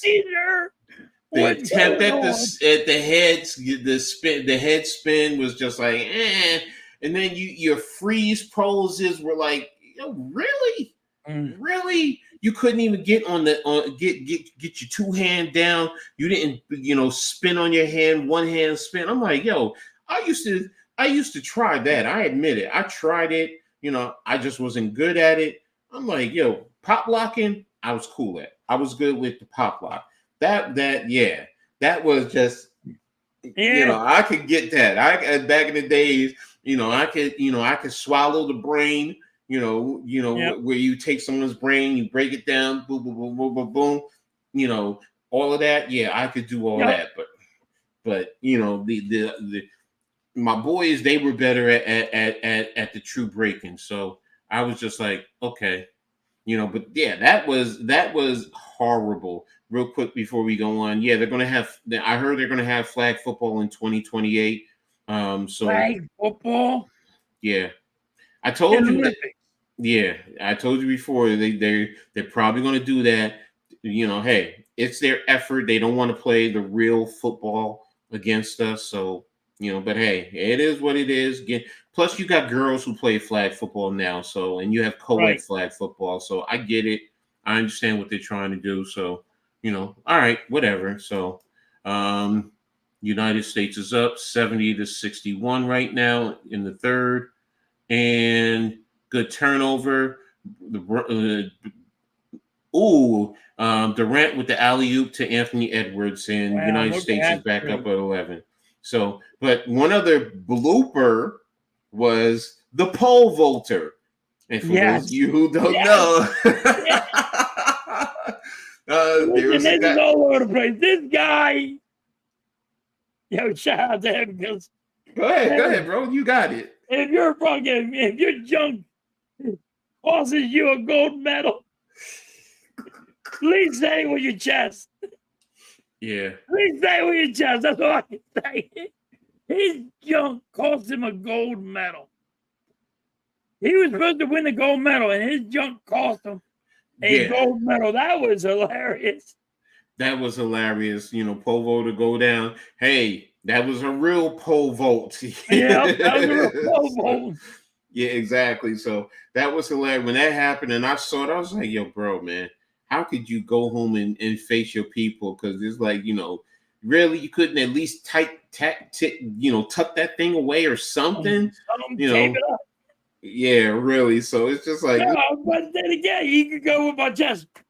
See, I'm a real man. Yeah. So I mean, but hey, gonna be a gold medal. Hey, look, he was hard up for a medal, but he didn't come through. So, but yeah, so and the diver with the flop. Oh So yes, the yeah, guy so from was it Japan or China? yeah, one of those Asian Um, countries.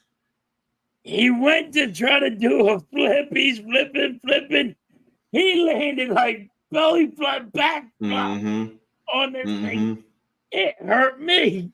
I was like, Exactly. oh wow, that hurts.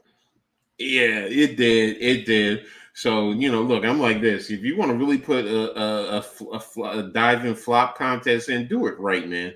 Come on, do it right. You got to come out, arms spread, stick out the stomach, and then really Yep. make the big splash. So do it right, man. Don't attempt and screw it all up, man. But hey, that's what you get for thinking you're better than what you really are. So I'm sorry, I shouldn't have said that. I'm wrong. Yeah. I'm wrong. So, Yeah. but so Some stupid shit happened. To make fun of people. I love it. yeah, no, exactly. So real quick, one last thing we're just throwing in real quick. We're gonna talk about the NBA. They just released their Christmas slate in terms of games. And there's some pretty good ones that I want to talk about real quick before we get out of here. I had it a little bit earlier.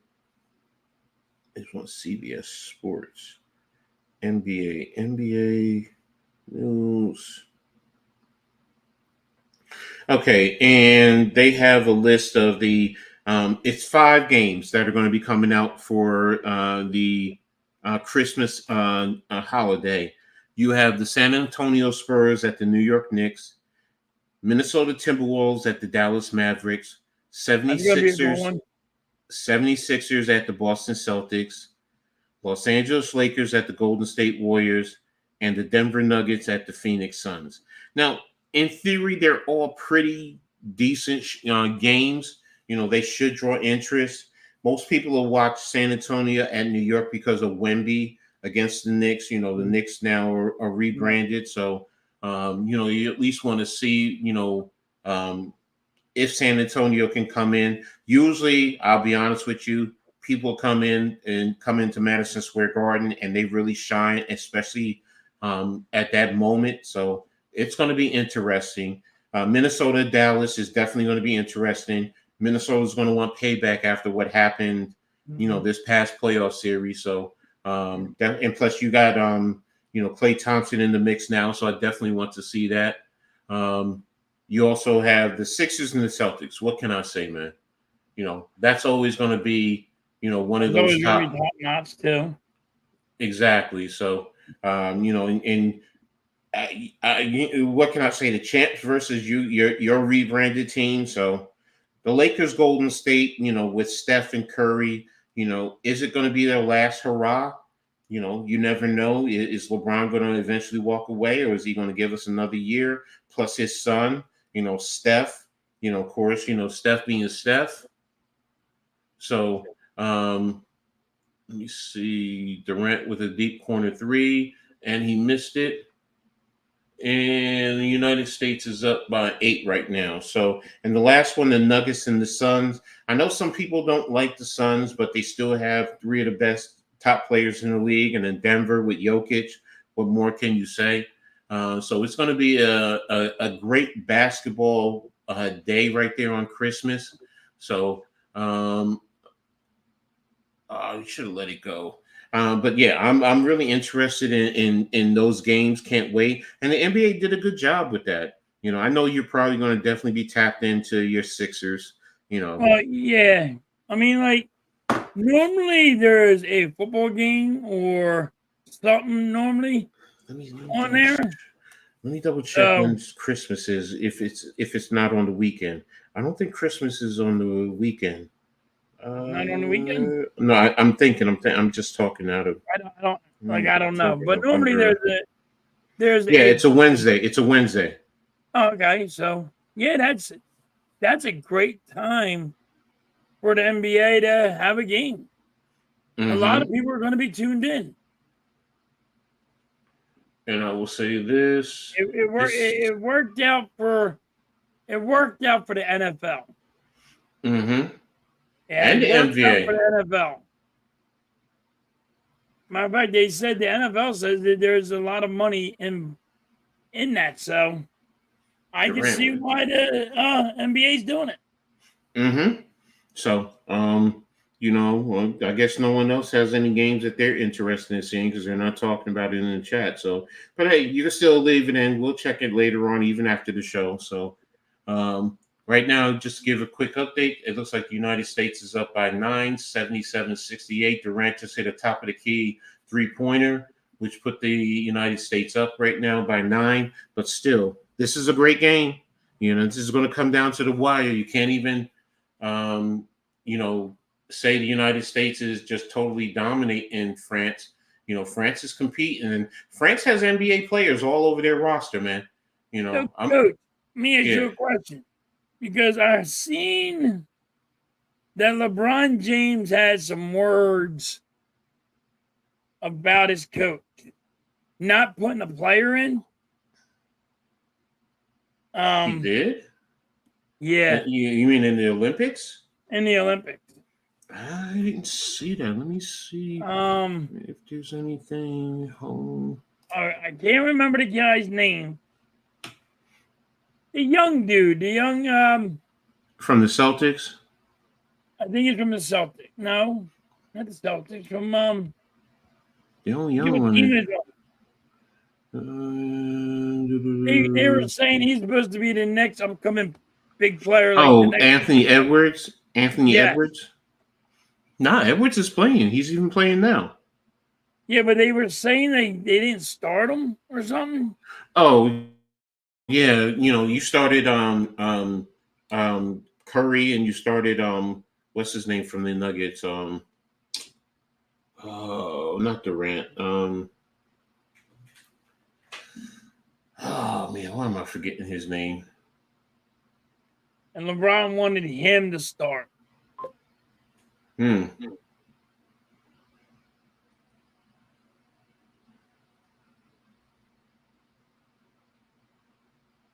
looking at what happened here. The United States is up 8. I didn't see anything. I'm sitting here scrolling into the Olympics page. I didn't see anything, so I didn't hear anything about it. So yeah, LeBron James was complaining about he wanted somebody to start, and I'm like, if you got all professionals in there, you can't start everybody. I'm like, come down. Like, Embiid don't start all the time. Yeah, no, I mean I'm with you. So you have to. I get why he wants Anthony Edwards to play. But in the same token, hold a minute. Here we go. Deep 3 by who's that? Oh, Holiday. United States is up 11 again. But yeah, I mean, look, I'm like this. I get it, LeBron. You're supposed to be the face of the basketball team. You're the captain, but sometimes it's like, let it go, bro. Just let it go. Leave it alone. Let it go. So, and it's not a big issue to me. Oh, Booker, that's his name, Devin Booker, that I was talking about, who started. Oh. And turnover by LeBron. And let me see right now. Let me give you an update on scores. Vegas is up in the NFL. Vegas is up on Minnesota 10-7 in the second. Green Bay is up on Cleveland in the first, 7-3. And let me go back to the finals, the other finals from earlier. Chicago beat Buffalo 33-6. Damn. It was close. Oh, well. The Jets are up, beat Washington 20-17. And that's it, Philly. So there's no other ones. Yeah, so that's it. So, but yeah, that's about it. And like I said, United States is up by 11, 80-69. So, and I didn't see LeBron complaining about that anywhere either, but I wouldn't be surprised if he did. Nah, I hear you. I guess, it's not a big thing to most. They didn't say it was a big deal. They have 12 All-Stars. You can't start. No, I agree with you. It's hard with all that talent.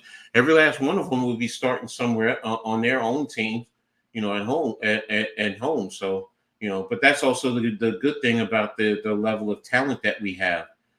So you have so many different players that they all can start somewhere else. And LeBron kicks over to Holiday, deep corner three. He missed it. He was open for that. So, but yeah, I mean, hey, it is what it is. We'll see, and hopefully, we'll lock this in and come, and all of that'll be mute because we have the gold medal. But anything else you want to add to the program before we get ready to get out of here? What do you got going on? I'm just watching the USA right now. Yeah, me too. What do you got going on the rest of this week? Shows, whatever. I have the Phillies tonight at 8:10, and then tomorrow I got I'm gonna just scream the Phillies again, and like I don't know what I'm gonna do for during the whole week because of work schedules. So I gotta play it by ear to find out what I'm doing because I don't know what time I'm gonna get home. The home day, me trying to get home is really hard for me to do. Lately, I've been getting home early, so I'm kind of happy about it. That's good. That's good. But the games have been late too, so. Well, listen up. If everybody's subscribed to you and they hit the notifications, then they'll be able to know when you start to post something. So yep, and they'll be able to tap in. I just had to do it. I mean, I get work gets in the way, a lot of it. Oh, that was a what do you got going on, Coach? Tonight, I don't think I have anything else. Just going to watch the rest of this game and then probably chill. I've been trying to decide if I just want to make a regular video and do my editing, but we'll see. Tomorrow, I'm supposed to be with NYG Giants Conversation around 11:30 as we get ready for the regular NFL season. That's going to be the routine. It's nothing else. Monday, I'll be doing Monday and Friday. I'm doing my Reading Attack Sports Show live. Tuesday will be the Heart of the City with NYG, where we're talking, all things, in terms of sports in New York. Wednesday will be the Pick and Roll podcast. Thursday, we should be bringing back the Full Court Press. And Wednesday also, I'm doing my new show, Doing It for the R, where I talk Rutgers sports. And then next Saturday, another episode with the Coach and Halftime Adjustment Show. So I'm always going to be busy, trying to stay busy, trying to continue to grow the channel. So, and trying to be consistent with it. That's the biggest thing. So, and I appreciate everyone who supports me and who's always there. So I thank you all. And again, make sure you guys subscribe to Halftime, man. We got to get him to 900. He's just 5 away. Let's go. I'm trying, man. Slowly but surely, I'm trying to get up there. Exactly. So I hope you get to 400 soon. You deserve it. Thank you. I mean, one day I wish I'm as good as you. No, you're definitely better than me, bro. No, I'm not. I have a long way to go. Man, you're the coach, man. One day I want to be as good as you, and thank you. I appreciate it. Just stream a lot, and it'll get there. Yeah, exactly. So, that's pretty much it. So, if not, I want to thank everyone for being there. Blaze, thanks for being here. Next Shift, Randy, Grega, Nick, Star Wars 99, Arku, Star Wars, Grega. You guys were phenomenal. Victor, you guys, great contribution. Damien, as always, Man Cave, for being here. Unpopular Opinion, also known as NYG22. Thank you guys for, being here, but not just, saying hi, but also contributing to the conversation. Curtis Joseph, thank you for being here. Charles Adderley, you guys are phenomenal. You keep it going. You make this thing, what it is. And, it's a great show. And we just got to continue to grow it. Tyler Williams, thanks for being here. Really appreciate you. and Chad Schrader. Thanks for everyone for being here. We really appreciate everyone. Nothing but love and respect as always. So with that, we get about ready to get out of here. And like I always say in sports, make sure you turn it on and turn it up. We're out of here. Peace. Peace.